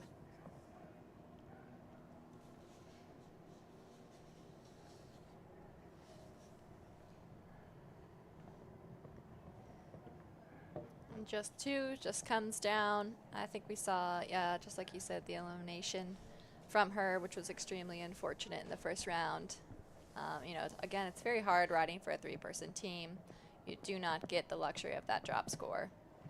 And here's where she had a little bit of issue before, but got it done. Yeah, the horse just really almost kind of rushing through that triple combination. Obviously staying very careful, but you can see her get a little jump loose by the last element. Yeah, and then she had a little issue with the rideability at this coming vertical. Nicely smoothed out. And again, she didn't have any real struggles or refusals or anything. You know, she pulled him out of B. He just tried to rush through that triple combination. I think a little bit of a struggle of rideability. Just takes the front rail of 9. We haven't actually seen that come down much. Those poles, the material can sometimes be a little tricky, but I think the jump itself is set in a pretty welcoming spot. Exactly, and to come back again stronger, these past 2 riders to walk away with a better and better round each round, you know, that proves that they've, you know, succeeded in what they wanted to go and work out the kinks and come back to that next class or that next horse show, wherever they may be going next, stronger. Another individual for Zone 10, Cameron Tremino and Adalberto Audi Escapino. She came out and had a pretty strong round in the first round of team competition. Working in reverse order of the individual scores here. Actually, not quite. Yeah, reverse order of total scores, actually.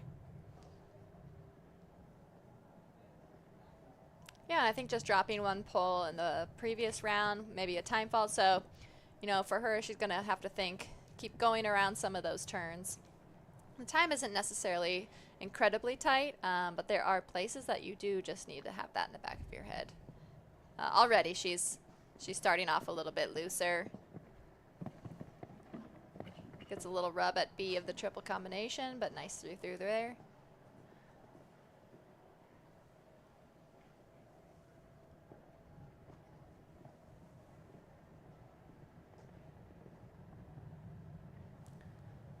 Oh, and it's interesting. It looks like they put a pole now over the water. So now they are judging the pole and instead of the back lath of the water. That is interesting. I wonder why they would make a change like that. Yeah, and they are allowed to change maybe a few things, go up in height possibly for that second round. Typically you won't see a lot of change. Obviously they can't really change up the course much, but just alter the heights, and I guess with the water as well. So for the water, having the pole, does that technically make it a little bit of an easier obstacle? Yeah, exactly. So, you'll see the flags now flagged at the standard, which means that they are only judging that pole. So the only way you'll have the 4 faults now at the water is if you hit that pole, have that pole over, knock that pole over. So a slight change in the test there. It also adds like a different element as you're approaching it. The horses are used to just seeing the box. Before they had no standards on the side, so it was very open and airy. Now it's a little bit of a different feeling. Adding the pole does actually help the horse jump up a little bit more to reach the back rail instead of just jump over the box itself. So next we see Hugh Turner. He was riding for Zone 3. I assume maybe Zone 3 did not make it back into the second round of competition as a team because the riders are all coming forth early on in the order. Q is aboard my Precious Diamond Zed for Sandra Ruiz, a chef for Zone 3.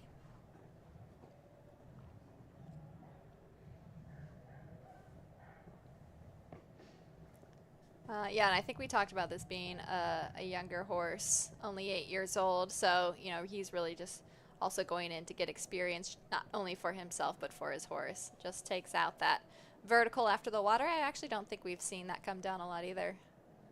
Yeah, it's surprising, especially because yesterday that was a plank in quite a few of the rounds that we saw, and it was probably one of the more careful elements on the course. And today, even after opening up for the water, we're really having an easy time with that fence. And just lightly touches that, but it does come down the Starry Night vertical.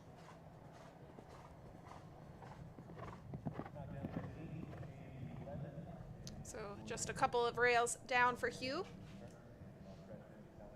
But again, an improvement on the score. He had a little bit of trouble with that last line. And I think he came into that 2-stride much stronger, much better.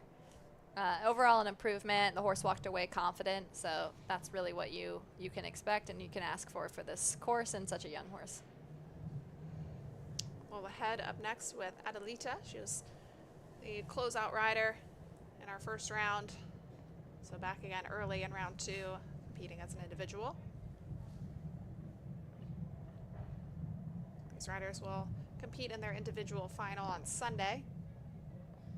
So still quite a lot to look forward to for those that do qualify on. I believe they take the top 25 riders for this section and send them into that individual final where they will jump once more. And it is unlikely with this format that we will see a jump off because they would have to finish on a perfect tie, and with the decimal point scores, the odds are not in the favor of a jump off. However, can never certainly rule it out. Yeah, exactly. And that's probably nicer for the horses and riders not having to jump an additional round. Unfortunately, it would create a little bit of unfairness going into the individuals having jumped that extra round that maybe some of your fellow competitors did not actually have to jump. Mm-hmm. It is always, fun to see the jump off with all the riders jumping off, just like we saw yesterday for the children's event.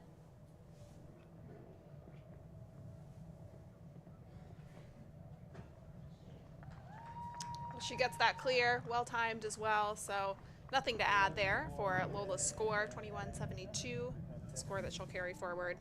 So it'll be interesting to see what that cutoff score ends up being at the end of this round 2 jumping.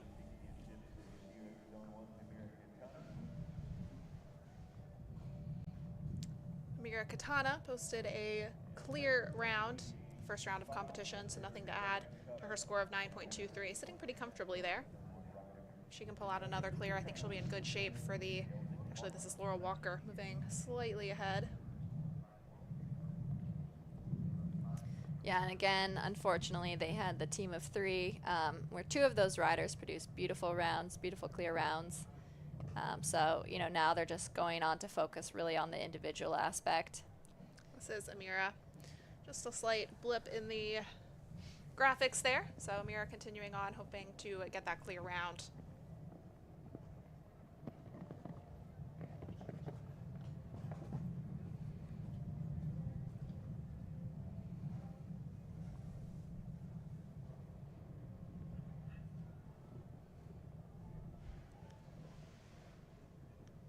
And nicely over the water. You know, it'll be interesting to watch these horses now jumping over the water.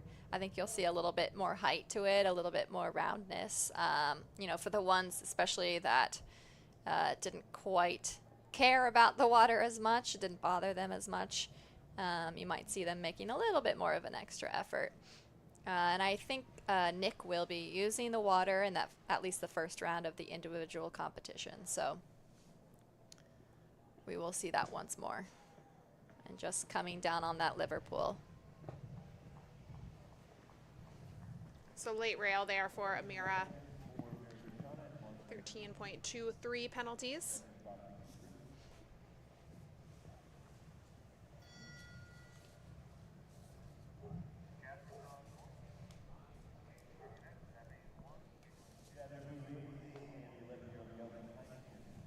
Catherine Puglisi up next with Heineken.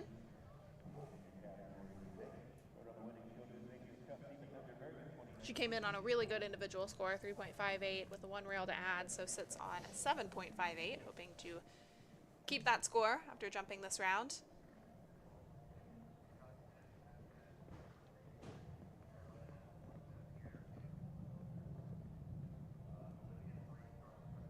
Yeah, she had a really solid round.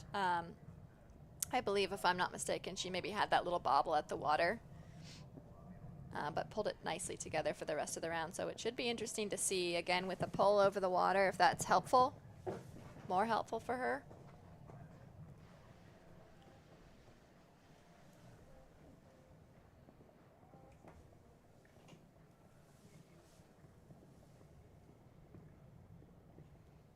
And gets that done.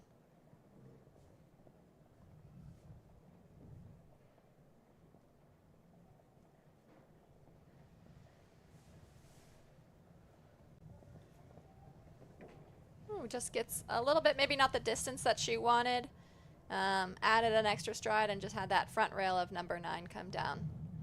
And again, just like yesterday, it'll be interesting to see if there's any obstacles here that kind of prove more difficult in the second round, that they were maybe overlooked a little bit in that first round.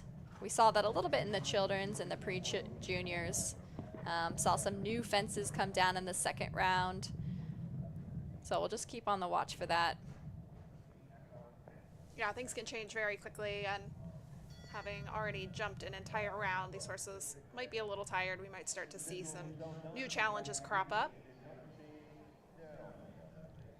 Kate Haggerty up next with Noche de Ronda.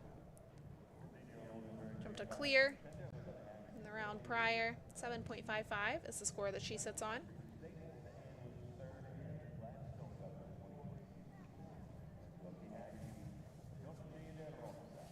And again, sitting on an experienced horse gives you a lot of confidence.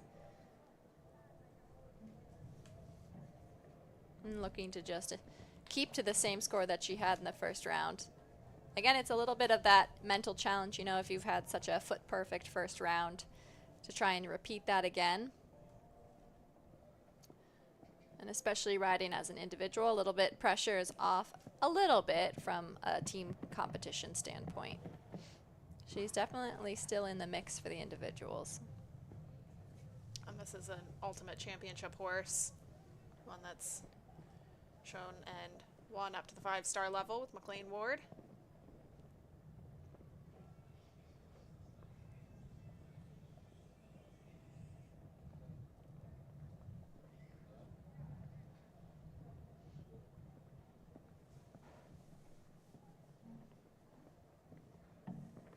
Keeping it smooth, rolling back to number 9. And a lot of people were having a little bit of an issue approaching 10AB, getting a little bit stuck in that corner. She got away with it. She has a nice big scopy horse, but maybe catches up with her at that vertical. Taps the last as well, but that stays up. So just 4 to add, puts them on 11.55. Still fairly comfortable, not quite as good of a score as she would have wanted if she had come out with the clear. But I think with 2 more rounds.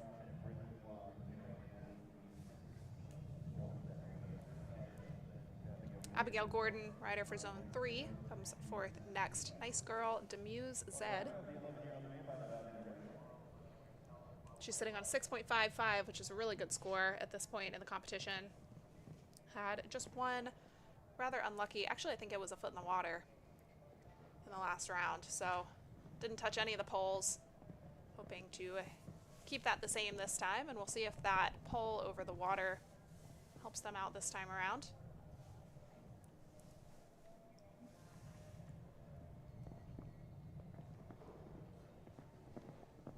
Steadies nicely to the triple combination. Jumps great through there.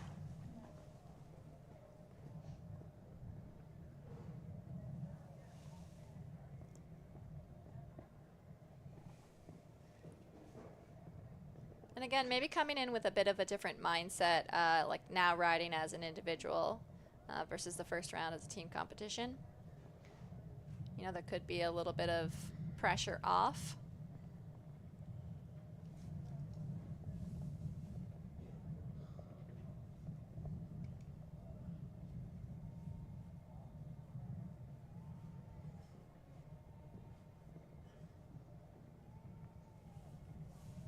And they seem to be meeting that 2 stride a little bit nicer than in that first round. Beautiful clear there, well timed as well. Just about a second under the time allowed. So Abigail Gordon keeps herself in the hunt, 6.55. Penalties there in total.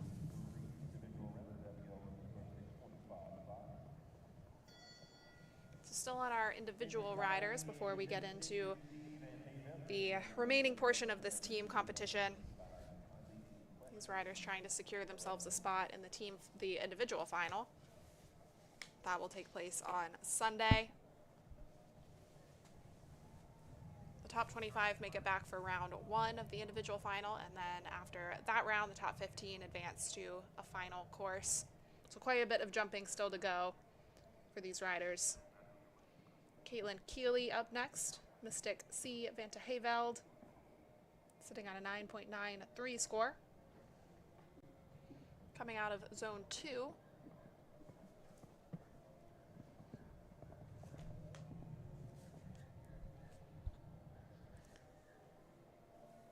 Yeah, just coming off that earlier class, that earlier round with just 1 down, so looking to maybe improve upon that.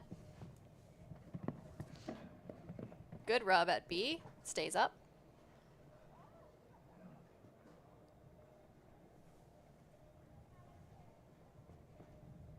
Really holds it together nicely for that skinny. And rides the water. Keeps continuing down to the vertical and just a little bit flat to that vertical. Has that down. Caitlin and her sister Taryn both competing in these championships and both training under Stonehenge Stables, Max Maya and TJ O'Mara.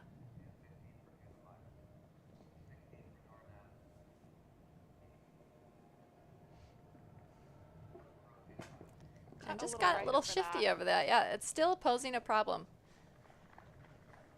It's kind of a late bend too, so I don't know how quickly the horses are able to get their eye on it. It's a lot to look at. You know, it's a skinny poles. The poles are quite decorated, and then there's a liver pole underneath. Exactly. That seems to be kind of that hardest fence to jump on course. And, you know, going back to that water, that is a rule that they've dictated now for the junior competition to add the pole for that second round.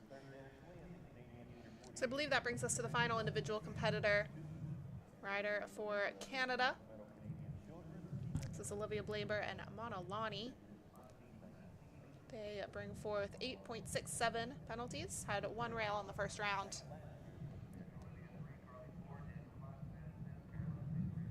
So they're right in the mix as well. I think they're looking to hopefully just stick with that score that they walked into this ring with.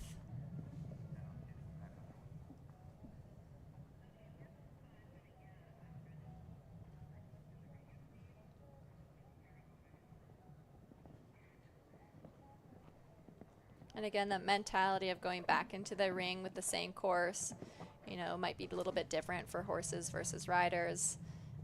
You know, maybe your horse has already seen it, gets a little bit bored, or starts predicting which direction it's going to go after the fence, so it might get a little bit more shifty.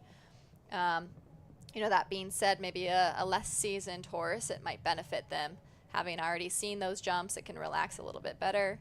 But at least now the riders have gone in, they know this track, they know the turns, they know what to expect from the fences. Maybe they want to improve upon some of the distances they had previous. When we talked yesterday, unfortunately, just again, we see that that double is not showing up well. It's getting a little tight for a lot of riders there. We saw just a little long off the distance there. Riders back up on our feet. Yeah, and that has just come up just awkward. I think for a lot of people, you know, they seem to they really want to try and help set their horses up. And that turn just kind of does that for them. So I think just the double adding just gets you a little bit stuck going into that A element of that double. And it just seems like that's kind of what happened for her. She wanted to help set him up a little bit too much, maybe took one additional pull too many. But the horse was very sweet. They attempted to jump in, just got a little bit unseated, but they're both up. They're both together, walking out of the ring. Just an unfortunate miscommunication, but was otherwise putting in a beautiful round. And surely a bit disheartening, especially considering that was a pretty good run for her. She was sitting on a pretty comfortable score, so it's unfortunate for her. Probably won't make it back into that individual final with the points accumulated from the fall. Slightly different rules with elimination here in these North American Youth Championships. We've seen several horses get eliminated in this division so far, but they are allowed to continue from day one into day two. They just carry forth a pretty hefty score.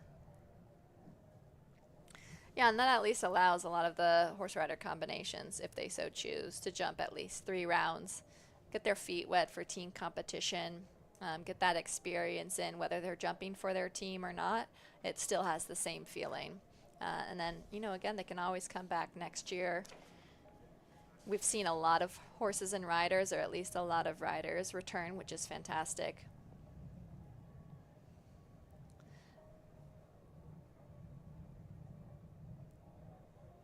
I think that proves a lot that management here and the presenters of the youth championships do an amazing job hosting this event. It's at a beautiful venue, beautiful ring, great footing, beautiful jumps, and these horse and rider combinations get just an amazing experience. And, you know, I think that's just a testament to why they keep returning.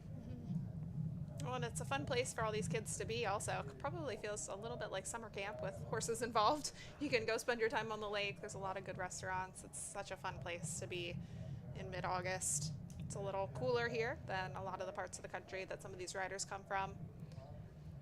Yeah, exactly. I think we are probably in low 70s right now. Overcast skies, but still beautiful. I mean, you can't really beat some of this weather for most parts of the U.S. in August, so we're very lucky here to have great weather. And again, just like you said, there's a lot to do around here. You can bring your family. You know, you can go on the lake. There's great restaurants, great places to walk around downtown, areas to visit.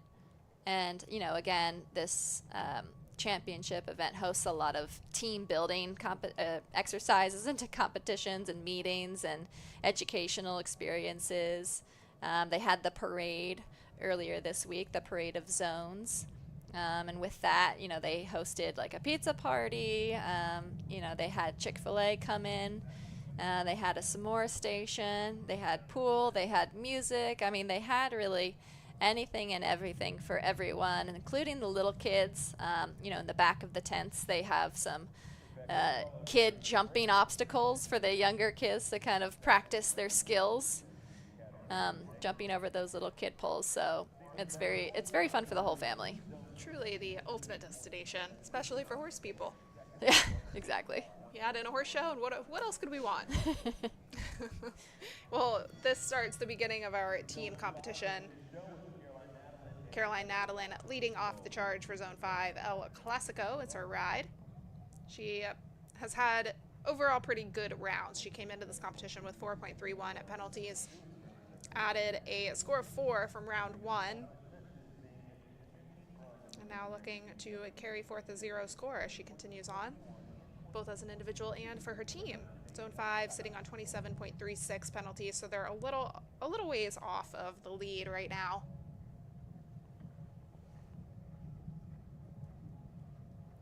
Yeah, just like you said, an unfortunate rail in the first round. I think she's going to maybe look to improve upon that. I want to say it maybe came from that second to last fence, which has caught so many. And Caroline being a very strong competitor, a great rider. You know, her mom is actually the chef of this zone, doing a great job organizing the kids, keeping it fun, a really sense of team camaraderie. So it's been a really fun experience.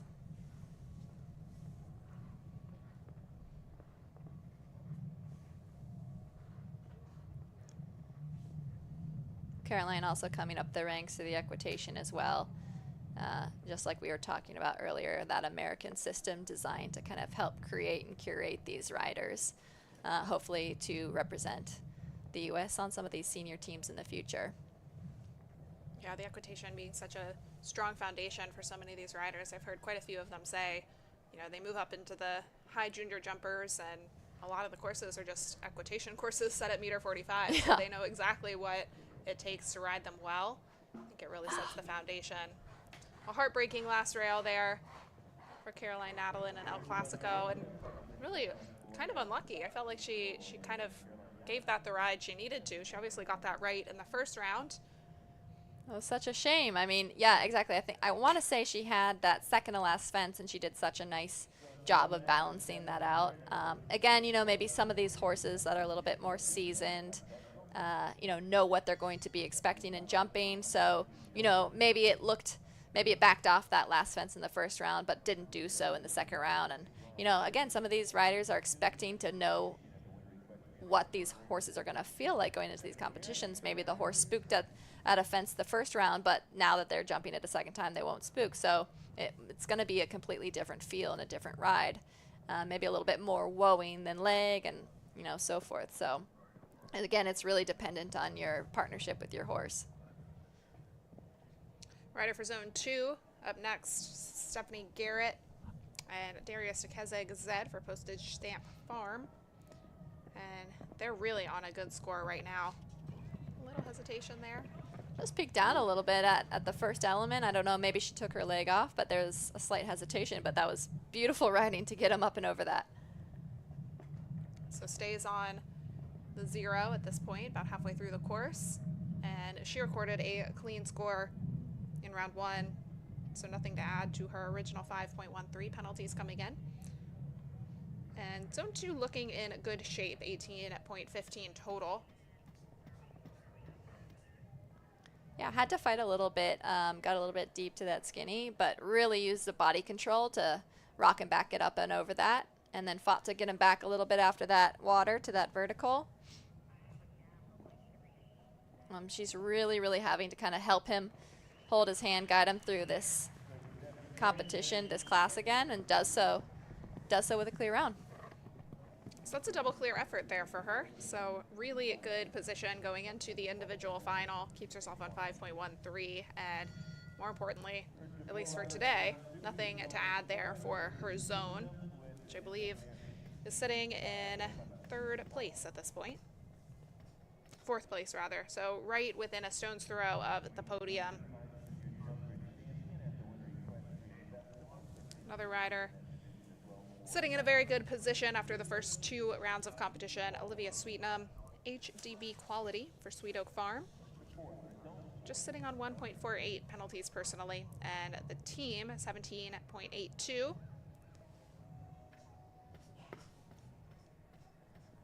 Yeah, again, we saw her lead off the class here, and that's always a little bit of a difficult position to be in.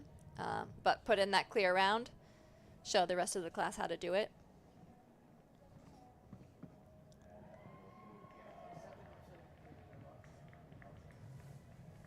And again, just about knowing this horse, you know, this horse is short strided, has a little bit different way of going maybe than most, but she's has a great partnership with it and, you know, knows it so well. She knows where to help balance and support and where to let go.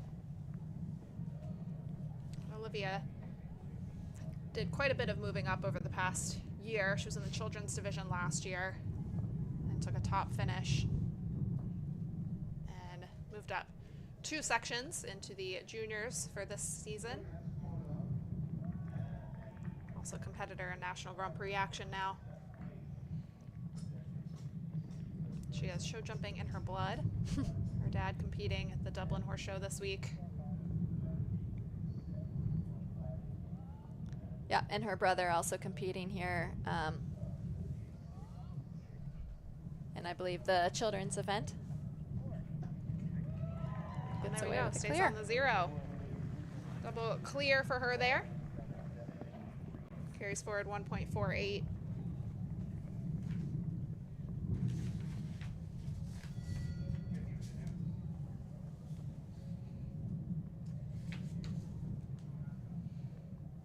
Carly McCutcheon up next, also a rider who jumped clear very early on. She was one of those leadoff riders. She's aboard Coco Mercedes for Zone 7, which currently sits in 2nd place.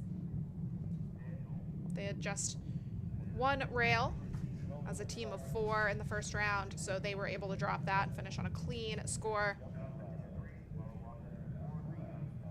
Hoping to keep up the momentum.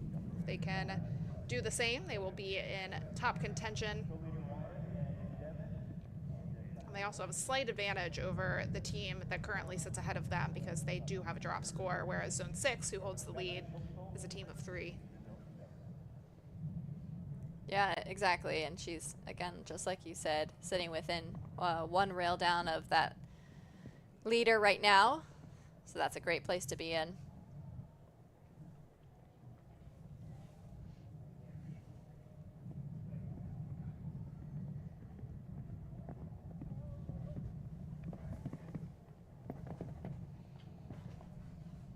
And again, contending with especially that, you know, the mentality of the sport of going in knowing that you really can't improve upon your previous round, but how to maintain it. Mm-hmm.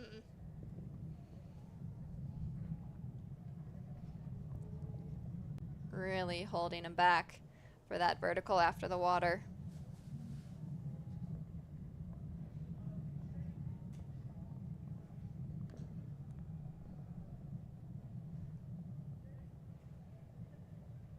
A little bit of a struggle, getting a little bit deep into that 2 stride, having to kick out, but not a problem.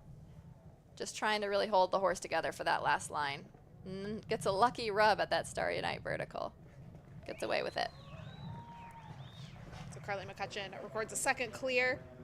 I believe she was clear yesterday. 3.49 penalties carried forward from the individual qualifier. And puts Zone 7 in a good position.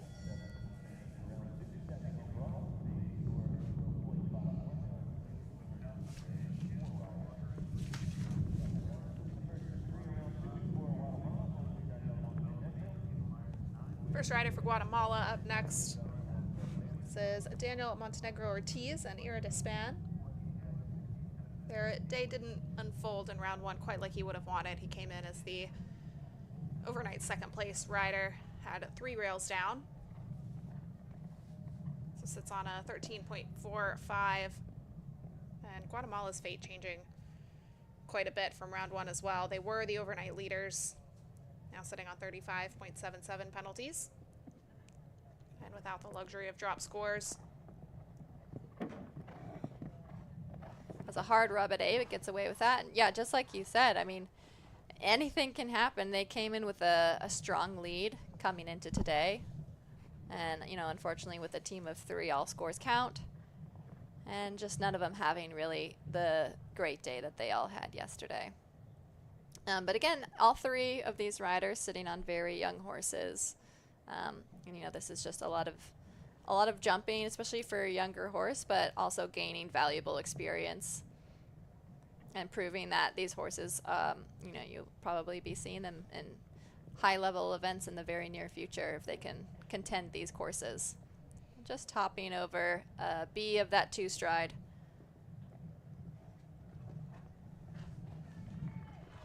So improved upon that score, still 1 down. Keeps himself on 17.45 penalties. So not exactly where he would have liked to be as he came into the day today.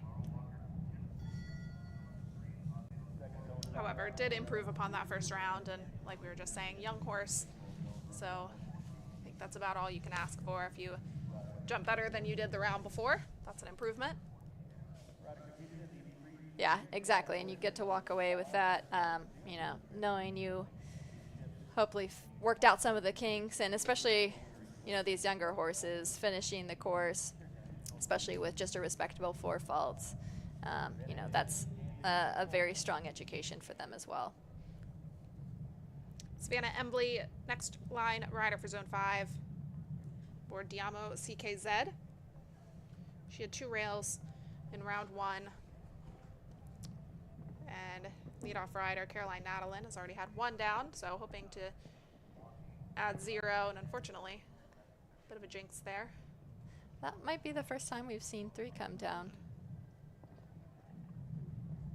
And again, we might be seeing these horses getting a little bit tired at this point.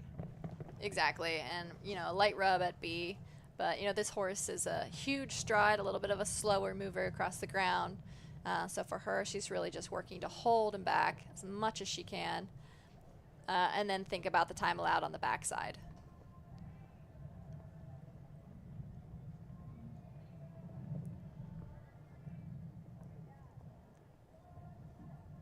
I believe she got a little bit wiggly, a little lost in this last line coming up, so I think that might be something she's looking to improve upon. Time might run a little tight.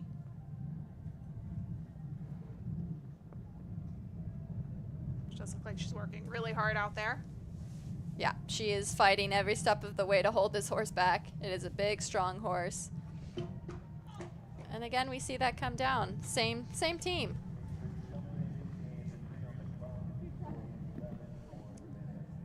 So it looks like she does tick into time as well. Total of 11 there for Savannah. As you can see, she is giving all the pats and hugs to her horse, who put in some beautiful, beautiful efforts. You know, again, what an amazing experience, especially to get to this stage, this level, and represent your zone. She should be very happy with that. It's always great to see that level of appreciation for their horses, and just, you know, the gratitude just to be here, to be able to compete on a stage like that. You know, obviously not too hung up about the result. That, in her mind, was a very good result. So on to Caroline Signorino.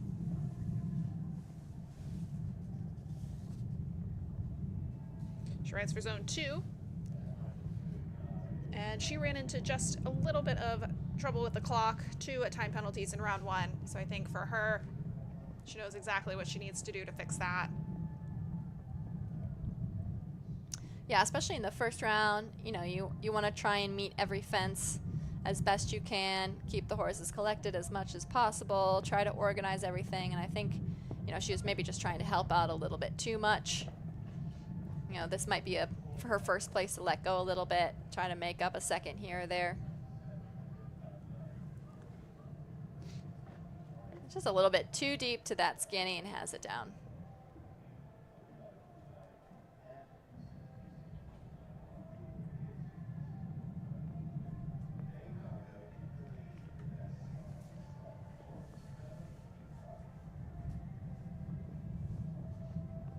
Definitely looks like she is making up a little bit more time than she did in that first round, and then settles way back down for the 2 stride.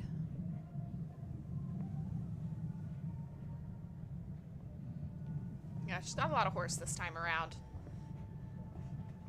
Yeah, exactly. And, you know, maybe she probably knows that going into the first round, tried to hold it together, and maybe just a little bit too much for those 2 time faults.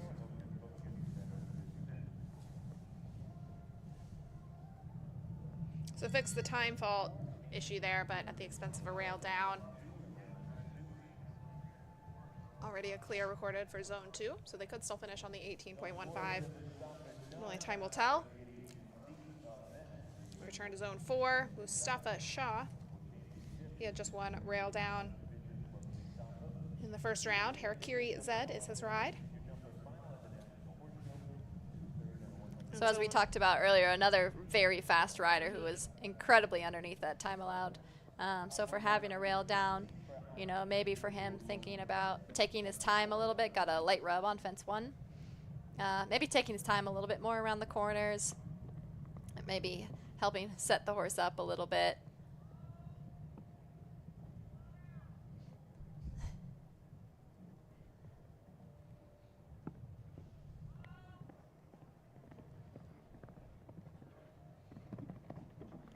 Little light rub on B as well, but stays up. And now he can kind of take his time to this skinny.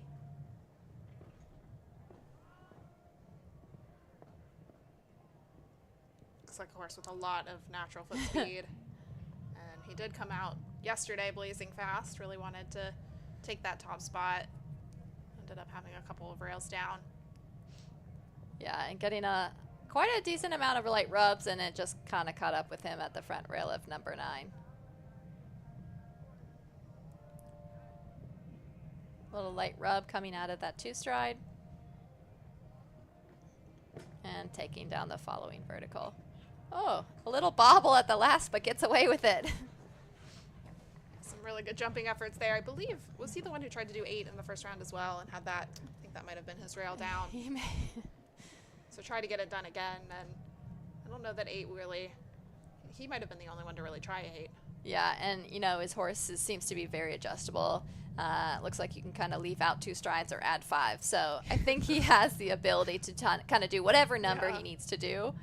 But his horse is very quick across the ground. So I think he just needs to kind of always worry about, you know, where the legs are at that point in time, keeping the horse dead straight. You know, the horse looks like it is definitely a winner. So I'm sure he's predicting those turns after the fences and maybe gets a little bit shifty like he did over fence 9. Well, that brings us to zone 7, comfortably sitting in second place. Laurel Walker and Armani carry forward just 2.67 faults, recorded a clear in round 1, and helped to keep that team on the exact score that they came into this competition on, and they are striving in the second round to do the same. It will be very impressive if we have a team that can finish on a completely clear slate. So far, 1 clear recorded by Carly McCutcheon. Yeah, and it's fun to see how this second round is starting to shape up a little bit. We start to see some of our second riders. Laurel really fighting to get over that triple combination. Again, another very fast rider. Doesn't have to really worry about that time allowed, but really holding that horse together, keeping it packaged.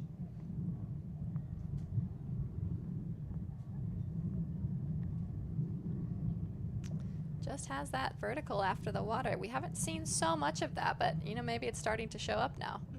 It's definitely played more of a role in this round than it did in the last round, and could be a result of somewhat tired horses. You know, they kind of let them loose for that water, and it takes a lot of effort to rock back and jump up there.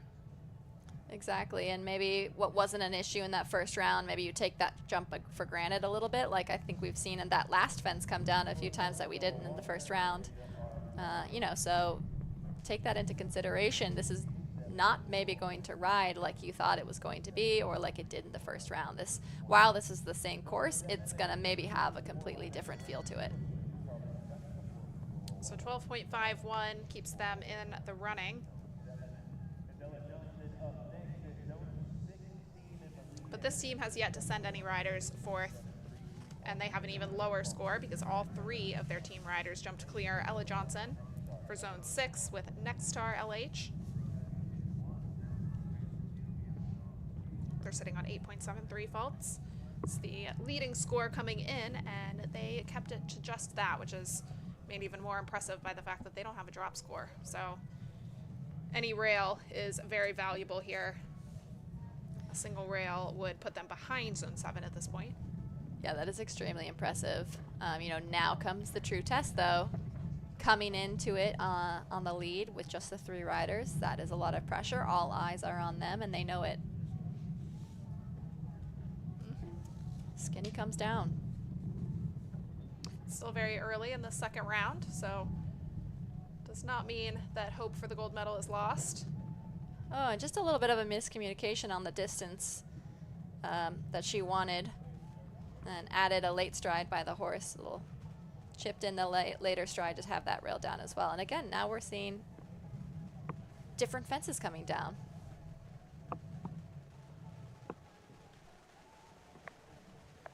Looks like it's starting to rain here.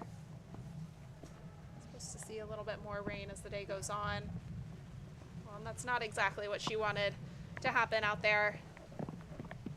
So Ella, who is coming in on a score of 2.16, adds 12 to her score and 12 to the team score as well.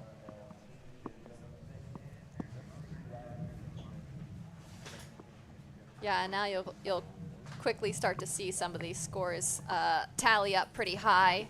Now that we've done away with that coefficient multiplier from that first day, it's now only based on rails and those equal equivalents.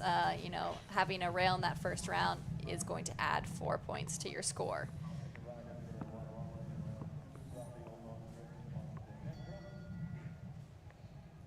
So that pushes them down into 4th place at this point. Those were some costly polls there. But as we get further and further through the second round of the team competition, we'll see exactly where that ends up at the end. Back to Guatemala. Flavio Andres Montenegro and Jason Brown. They had 2 rails down in round 1 of competition. And again, another team with only 3 riders. So the pressure is on. They have yet to record a clear in the team competition. But they're all on very young horses. This one just 9 years old. So they don't really have the luxury of horses that have really been there and done that. Yeah, exactly. And it's, you know, it's nice that they're able to field a team coming into here. I think that'll only grow the team spirit stronger for next year. Maybe we'll see some of the same riders, same horses come back next year.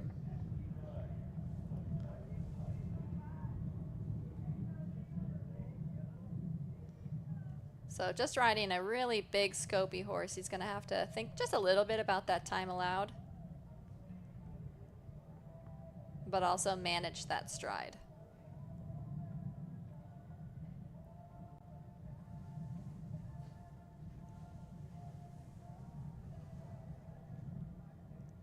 Yeah, this is a much steadier pace that this horse kind of carries naturally.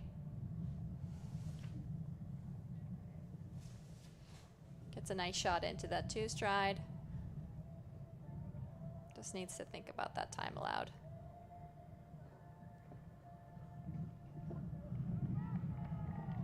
Run close. Ah, just 1 on the clock. So really, I mean, hard to pick apart there because for 0.02 of a second, that could have been made up anywhere, but ultimately clear over the fences.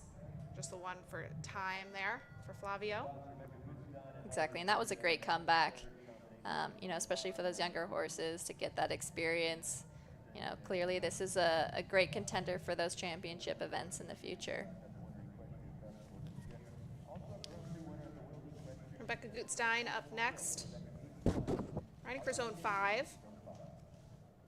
Another team that came in on a pretty promising score and hasn't quite had the showing they would have hoped for here today, but they can still turn things around. Rebecca hoping to put in a clear round with Harley David. Gets a light rub on 3, but stays up.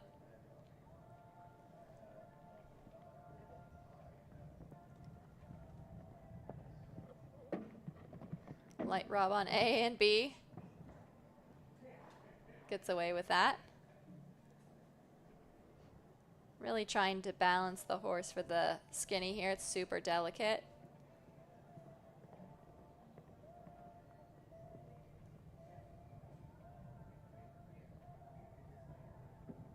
Light rub on the vertical after the water as well. You know, again, some of these horses are probably getting a little bit tired. Don't care too much on the fences that they've already seen, so not putting in, you know, the maximum effort. So these riders are really having to work hard to keep these horses interested, keep them a little bit sharp, give them the proper distance to help them get over these fences. Oh, and gets the clear. I think that horse touched over 50% of those rails out there. Yep. There were quite a few rubs out there, but put in just enough effort. He kind of knew exactly where they were clearly and exactly how much pressure he could put on them without them coming down. So clear round there for Rebecca. Keeps her on a 13.01 individually. 31.36 is the best possible score for that team. Yeah, I think that was also much needed for the team spirit. You know, this team has had a few just unlucky rails here and there, but altogether have put in some great rounds, so she should be thrilled with that. So that brings us back to zone 2. Emma Blumenkrantz rides Chris W. 1 rail down in round 1, contributing to the overall team score of 18.15. So they sit in a pretty favorable spot there, especially with some of the change-ups we've had at the top. 18.15 is looking better and better. But still 2 riders to go to try and record those clear rounds. Stephanie Garrett already with the double clear. Again, we see fence 2 come down.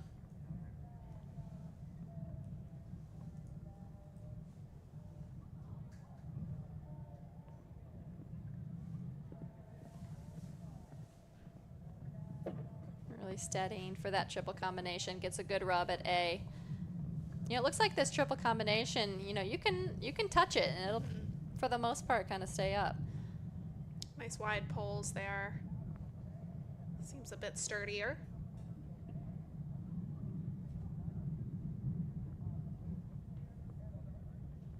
Really having to set the horse back for the vertical after the water. You know, again, I think some of these later on riders have seen the earlier riders take for granted that vertical, keeping that in the back of their head.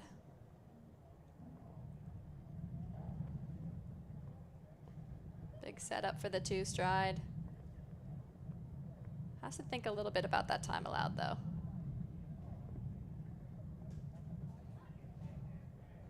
I think she might have a time fault. Yep. So 1 down, 1 for time there for Emma. Didn't quite have the day 1 she would have hoped for, so 9 to add to that score. But zone 2 does have a drop score, so the 4 will carry on. 22.15 is the best possible score if Alexa Lignelli can come out and jump a clear. Sitting in 4th place at this point.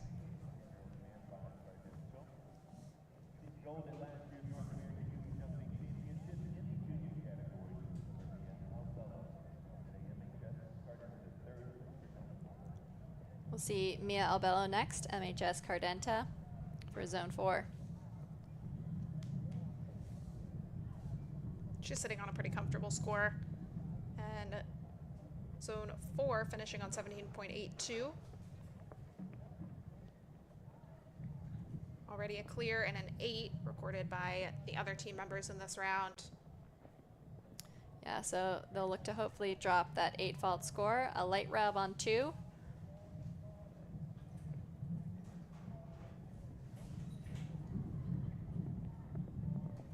Really steadying hard for that triple combination. Light rub on A and B.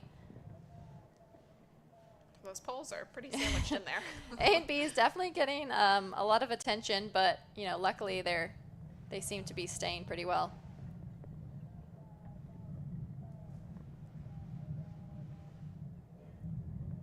She's fighting really hard to keep this horse contained. It looks like it has a lot of energy. Really trying to pull it together for the last half of the course. It's a beautiful fence there. Gets a good shot into the 2 stride. Good line for that Starry Night. And open over to the last. Oh, really good there. You hear her say, good girl out loud. She's really pleased with that. And I mean, just an example of a horse and rider combination that have just grown through the rounds of competition. They came in with 5.66 and they added a single fault in the, or single rail in the last round just to record a clear out there. So jumping better and better, growing as a team as this championship goes on. And that's the second clear round there for Zone 4. So they're looking in excellent shape.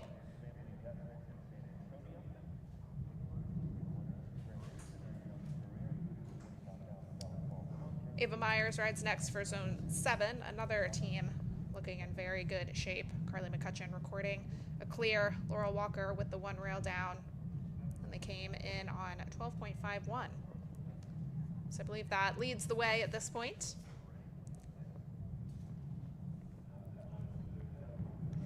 Yeah, so it looks like we're kind of winding down on the rider numbers here, getting down to that last rider of each zone. So we're turning up the heat a little bit, especially on these zones that are looking possibly good for a podium. Ends up doing the 6.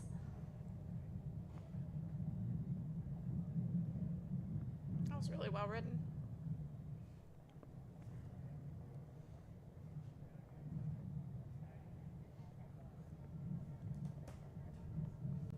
A little bit of a deep distance to fence 9, but jumps it well. Gets a good shot into that 2 stride. Fighting hard to get a balance for that and just catches it behind. Really well ridden the whole way around. That was a bit unfortunate there for Ava. That was very unlucky. You know, she fought so hard to get those front 2 feet up and over, and that the hind end just kind of trailed a little bit to catch it behind. Well, they did still have one rail in hand, so that keeps them in the lead. If Tessa Downey can jump clear, they will take the gold medal. So a little bit of pressure there on Tessa's shoulders, but also still a few line riders to come. So she might know a little bit more about what exactly is required of her the closer her jump time comes. So back to Zone 6, who came into this second round, both first and second rounds, with the lead. Jumped 3 clear rounds to begin with. Nora Noss next with Retzel Darthenay. And they are the overnight leaders. They jumped a clear in round 1, so they hold on to their individual lead. So completely clean sheet there. They were the fastest pair in yesterday's qualifier, meaning they earned the 0 score, all the other scores based on what her time was. Yeah, and unfortunately, again, no drop score for the team. They all came in incredibly strong that first round. Didn't quite go Ella's way in the second round. But they, again, still are contending with those individual scores. And right now, she is looking quite good for that individual scoring. Takes down the B element.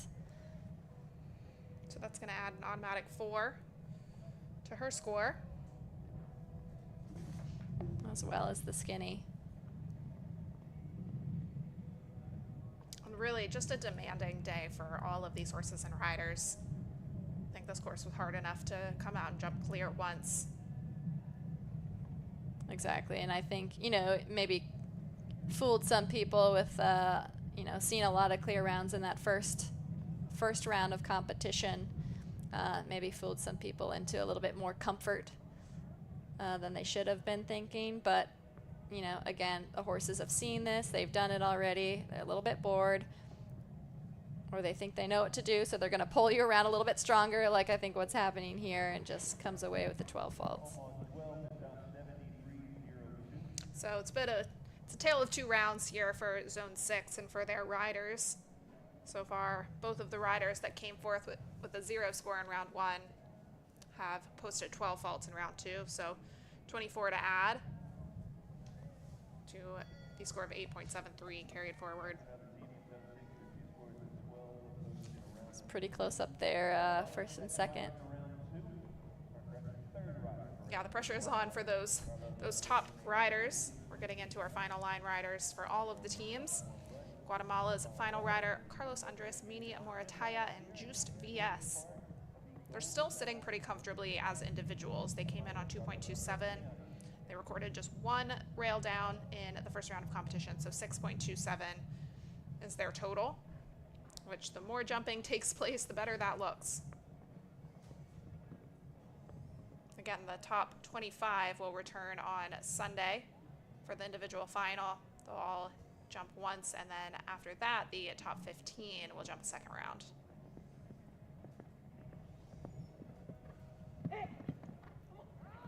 A lot of encouragement through that triple combination. Jumped it very well.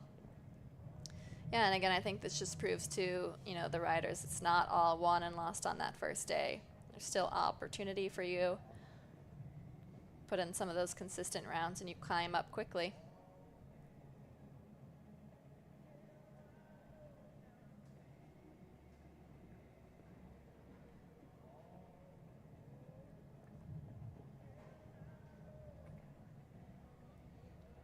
He's having a nice round, really putting him together for that two stride, a little bit deep coming in. Handles it well coming out. Really letting him take its time over that vertical. Takes the clear. Keeps himself right up there in the hunt, and on just a 9-year-old, so really impressive the staying power that that horse has had over the 3 rounds of jumping so far.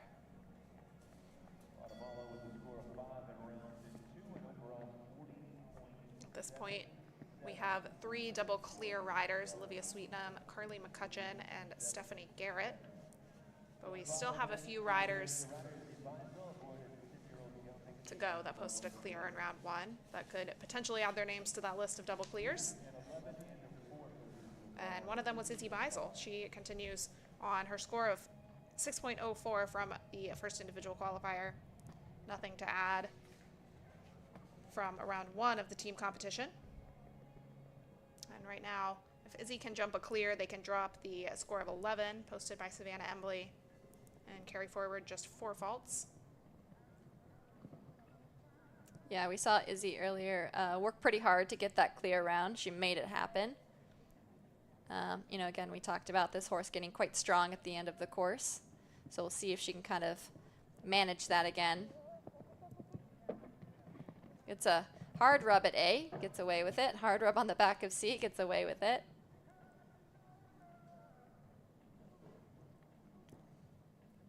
Really holding the horse back at the skinny.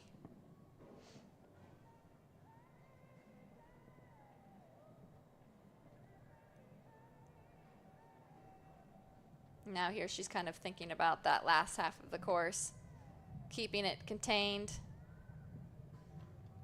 Gets a good jump there. Fighting for that A of the double.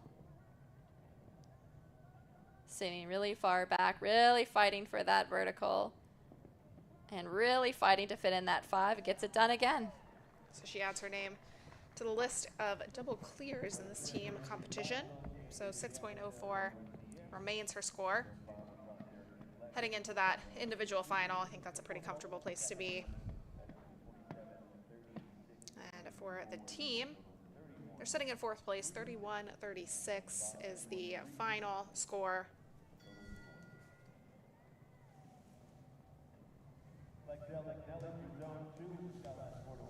Alexa Lignelli returns for Zone 2.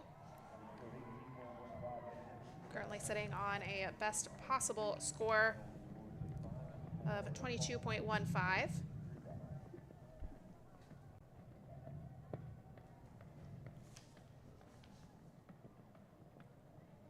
Yeah, and again, you know, these anchor riders are really starting to feel the pressure, especially the ones that are right in the mix, because anything can happen at this point.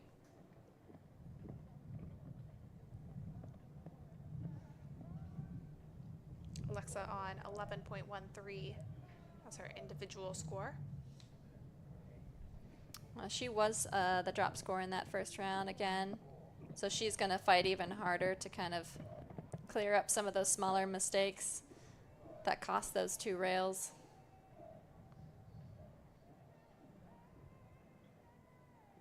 Really set him up well for that skinny. And now with the pole over the water, you know, maybe the riders don't really have to ride the water as strong. Oh, That was just unfortunate. touched it behind. That was very unfortunate. She rode that line very well, I think.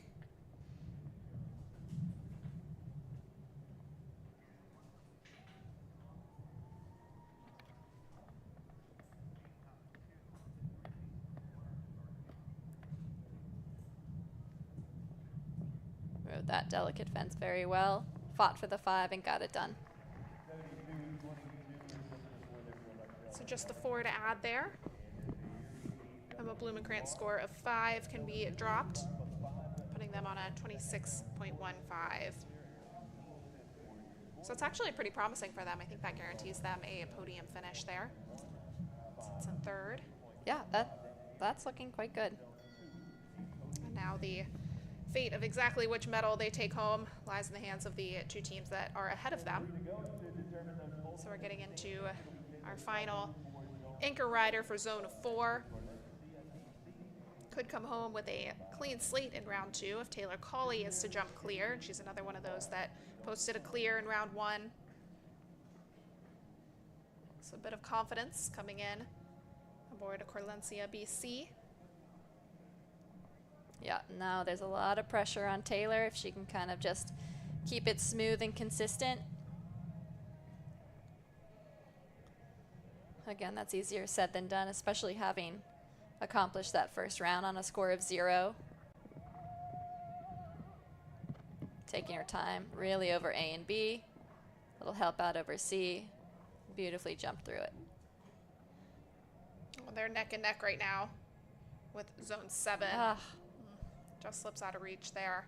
But again, it does entirely depend on how Tessa Downey jumps for Zone 7. So hope is not lost. Exactly. Gets a light rub after the water jump on that vertical, but stays up.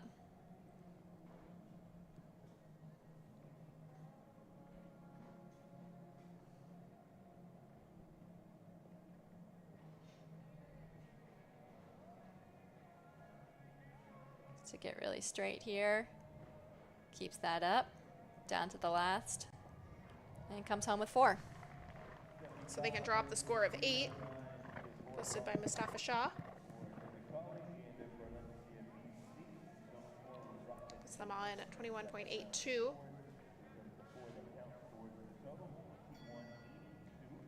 So at worst, they take the silver medal. Well, that's a very promising position to be in. You know, unfortunately for Tessa, it does all come down to her. That's a lot of pressure to be under. So they are coming forth on 16.51, and fortunately for her, she does have a rail in hand, but if it's 2 rails down, that does award the gold medal to Zone 4. But right now, it's up to Tessa Downey. And a rider that's used to the pressure, she has thrived in all of the equitation finals, taken top placings, winner of the Gladstone Cup right here in this very ring. But that's probably one of the highest levels of competition that she's competed in.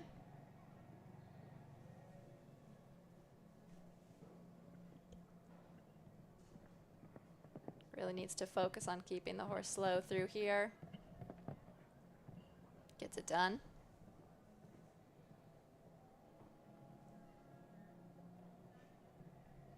Takes her time at the skinny. And again, with the pull over the water, you know, we don't see the riders having to ride as hard, so that takes a little bit of pressure off of the backside of the rest of the course. Not having to wrestle getting those horses back as much. A little bit deep to number 9. And really gets her back for this double. 2 from home.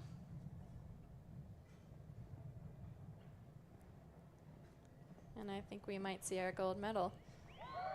Well, she gets it done there. She did exactly what she needed to do. A clear round there for Tessa Downey means that Zone 7 will be our gold medalists. Tessa records a double clear for herself as well, so she'll advance on 6.35 penalties into that final, and 16.51 is the final score there for Zone 7. So the competition's not over yet, but that is our best score our best possible score, so that means that they do take the gold medal. I think that also means our podium placings are decided. I think so. So silver medal goes to zone 4. Excellent showings by both of those teams. Quite a few clears posted.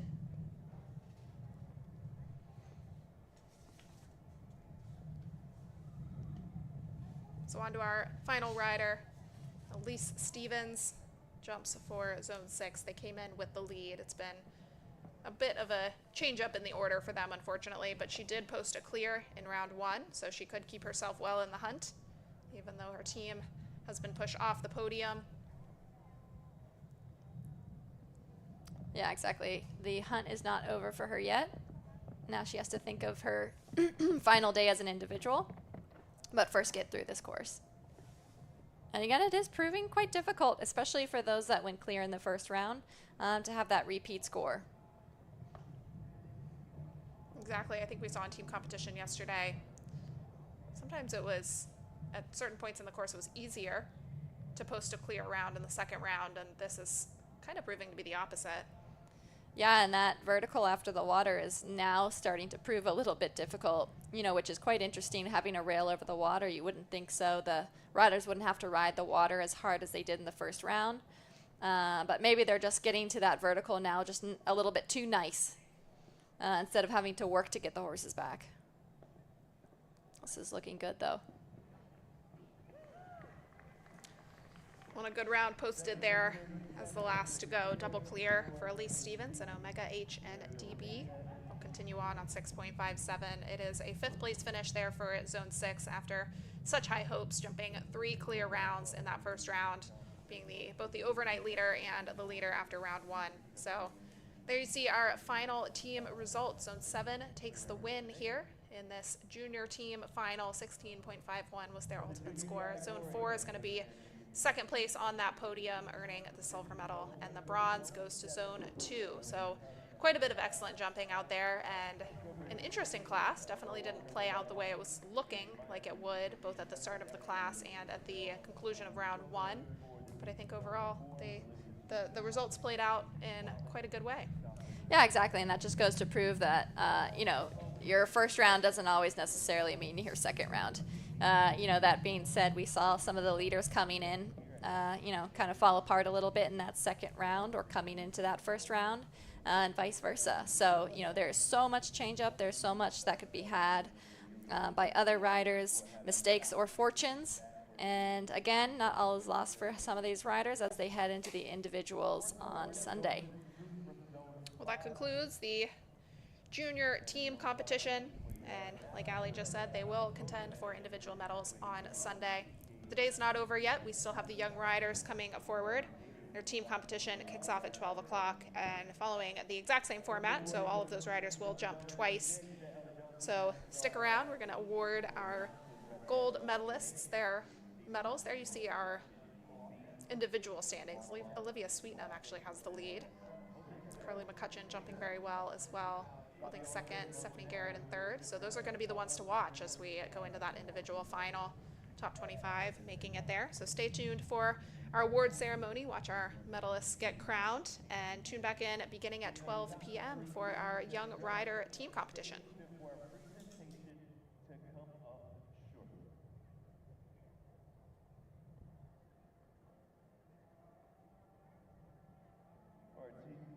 Presentation, we'll have Tom Omar, president of US Equestrian, on hand, as well as Mr. Sadir Mametan, deputy chair of FEI Regional Group 3. And president of the jury this week as well, Elena Kutne, all on hand for a presentation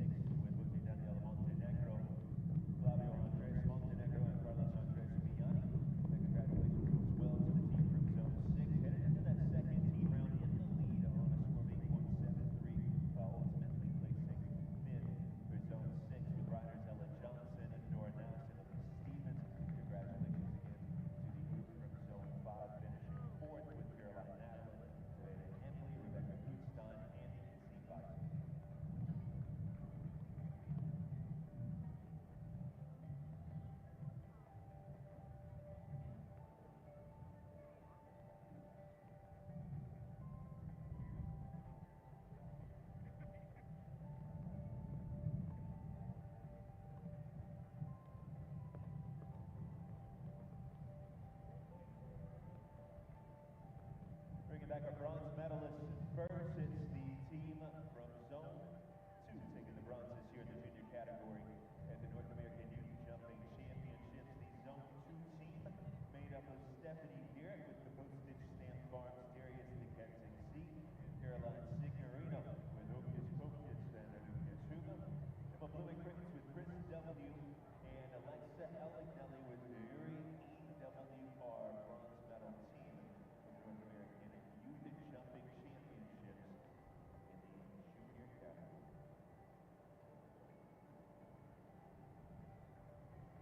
Silver medalists to return next, and the silver medal team in the junior category this year comes from Zone 4. Silver medal team, Olivia Sweeten with HDP Quality, and Mustafa Shawin out at ADC. Meow Bello with MHS Cardenza, and Taylor Colley with Corlencia PC, earning the silver for Zone 4.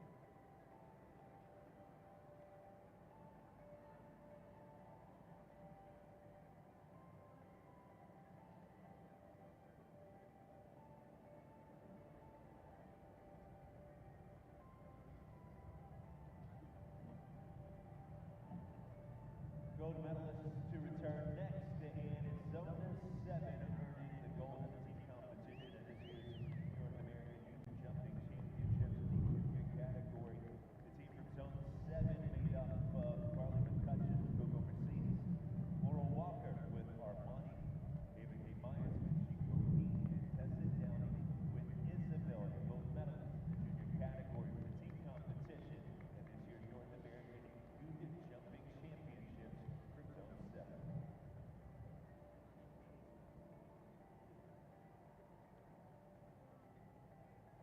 They're running down to dismount and make their way to the podium for placings in anthem during this section of our awards ceremony. We have the moment. We'd like to thank some of our sponsors for the North American Youth Jumping Championships. Since 2003, and the USEF Foundation is focused on a singular mission of fundraising for USEF's high-performance programs, including pathway programs such as the North American Youth Championships. The critical component to the U.S. equestrian team's success, these pathway programs support the development of emerging and elite athletes and help ensure the strength and success of our teams at the World Championships, the Olympic Games, and everything between. Today's young riders are the future of the next U.S.-based Olympic Games at LA 28, and supporting their development now is critical for their success at those games and beyond. To learn more about the USEF Foundation and to show your support, visit uset.org. Again, we have Tom Omar, President, U.S. Equestrian, with us for our presentation, and Mr. Sudhir Mamatam, Deputy Chair of FEI Regional Group 3, to present to our top 3 teams in the junior category. Bronze medalists, we ask that you take your place on the podium. The team from Zone 2 earning the bronze this year. Stephanie Garrett with Darius DeKenzie, Caroline Signorino with Hocus Pocus, Vanna Lucas Hugo, Emma Blooming-Crittens with Chris W, and Alexa Elignelli with the Yuri EWR bronze medalist in the junior category for Zone 2, this year's North American Youth Jumping Championships.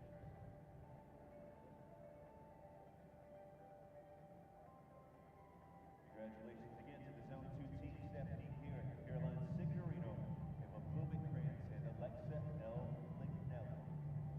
Next on the podium are silver medalists from Zone 4, Olivia Sweeten with HDP Quality, Mustafa Shawin out at UDC, Mia Albello with MHS Cardenza, and Taylor Colley with Corlencia BC. Zone 4 earning the silver in the junior category this year's North American Youth Jumping Championship.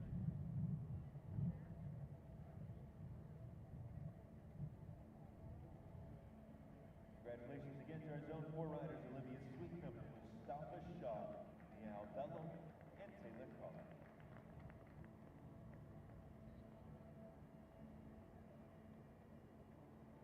The gold goes to Zone 7 in the junior category this year. The Zone 7 team made up of Carly McCutcheon, piloting Coco Mercedes. All 3 in both rounds today.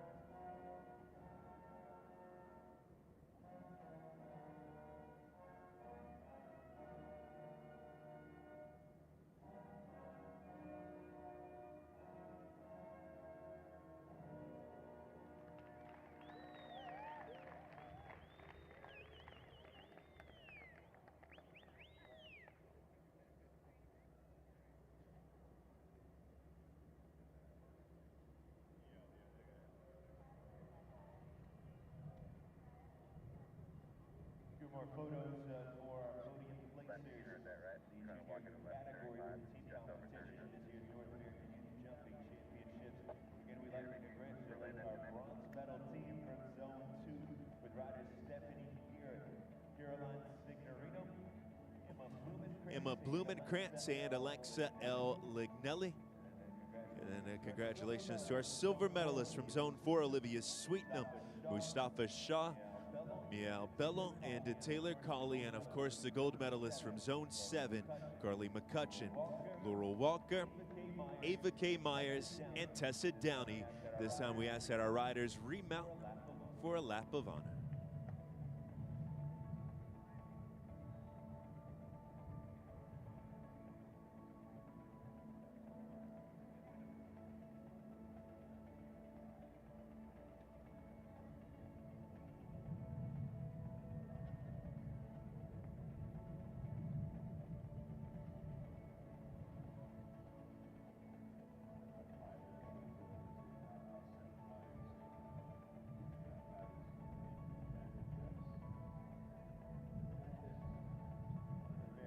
North American Youth Jumping Championships would like to thank Gotham North, our title sponsor, for their continued support of the North American Youth Jumping Championships. Their support of the next generation of young equestrians is greatly appreciated. The Mexican Equestrian Federation is a proud sponsor of the FEI North American Youth Championships and wishes all of our riders the best of luck and the continued competition throughout the week here at Flintfield Horse Park.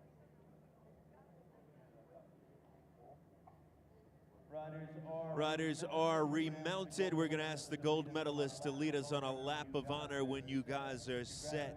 Congratulations again to the team from Zone 7 taking the gold in the junior category. Carly McCutcheon aboard Coco Mercedes. Laurel Walker aboard Armani. Ava K. Myers aboard Chico P. and Tessa Downey with Isabel, your gold medal team in the junior category for 2023.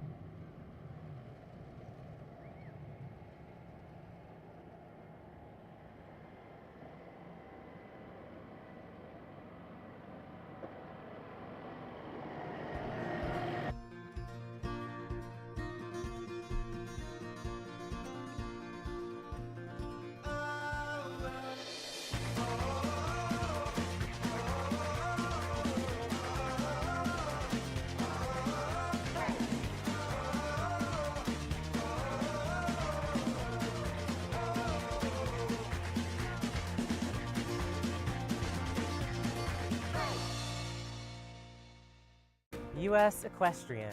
Thousands of equestrians have united To watch, to learn, To experience, to compete. In the pursuit of fairness, safety, welfare, and joy. From the grassroots to the Olympic Games, Each with personal goals, but all united together for the joy of horse sports. Ride United. Ride with US Equestrian. Normal. Nice. You can roll with that. Or you can roll the dice. Be the brave and boldly go a different way. A different wave. It's the risk taken by the gamers, chasing the glimmers. We're the risk takers, the loud laughers, the grand Traverse Bay late night swimmers. It's about the destination. It's about the way. And at Turtle Creek Casino in Traverse City, life is a game, and this is how we play.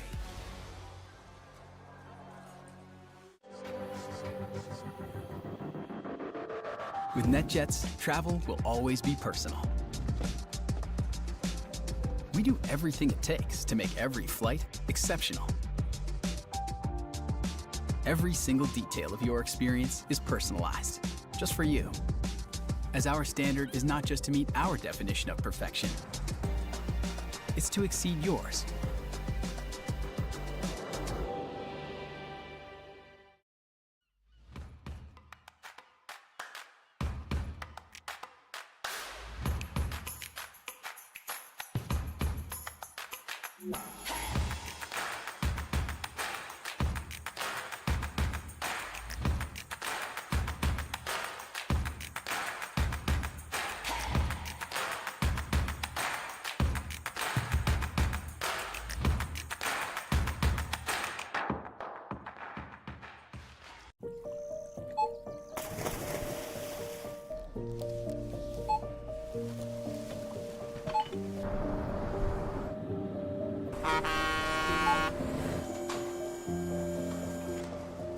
Whenever you shop Meijer, you shop for more than yourself. You help support sustainability in all our communities. Thank you. Today, tomorrow, and for years to come.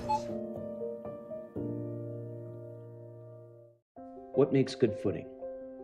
More importantly, what makes safe footing? Is it the dimensions, the foundation, or the irrigation? What if we told you good footing is not a single aspect, rather the entire process, from the design and intended use to which arena builder you choose? With GGT footing, it's not just the most trusted arena additive in the world, but the experience and knowledge to ensure your footing is safe.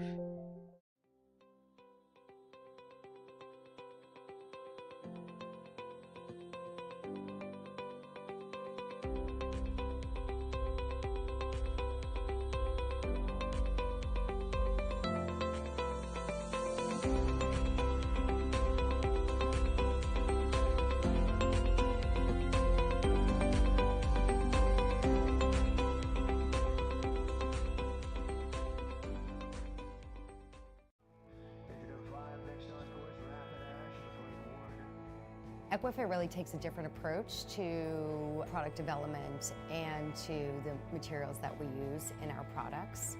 We're always looking outside to see what the sports world and medical worlds are doing, and we apply that to the equine athlete.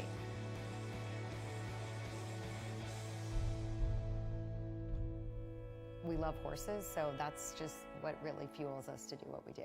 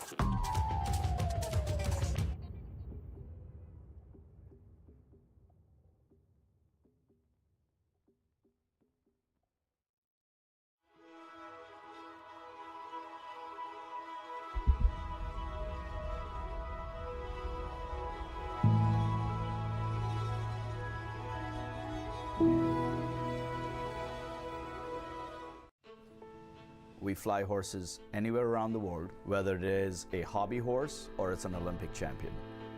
It's about getting an animal from point A to point B safely, in best of health, and in the quickest possible of time. We understand the business better than anybody else. We do not leave any stone unturned, and we are staffed by horse people from every layer of the company. We give horses wings around the world, across the globe, or across the street. As a third-generation insurance agency owner, I don't underestimate the responsibility that we have in protecting our clients. At Fitzpatrick Insurance, it's all about the relationships. The stronger the relationship we have with our clients, the better we can anticipate their needs. As an independent insurance agency, we partner with top-rated carriers such as Auto Owners Insurance. This allows us to craft a comprehensive solution tailored to each client. If you're looking to go out, go up. To get up and go. Whatever you're looking for, you and anyone you bring with you will find it all and more at the Grand Traverse Resort and Spa.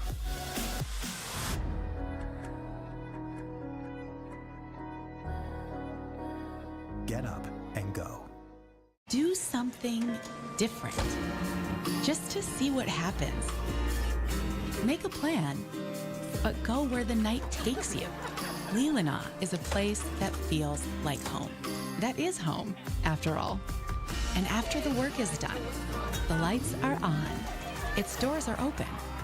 Possibilities, if you're open, to what happens next, to a game. Friends play here. Leelanau Sands Casino. 2023 will be the 14th running of the Silver Oak Jumper Tournament.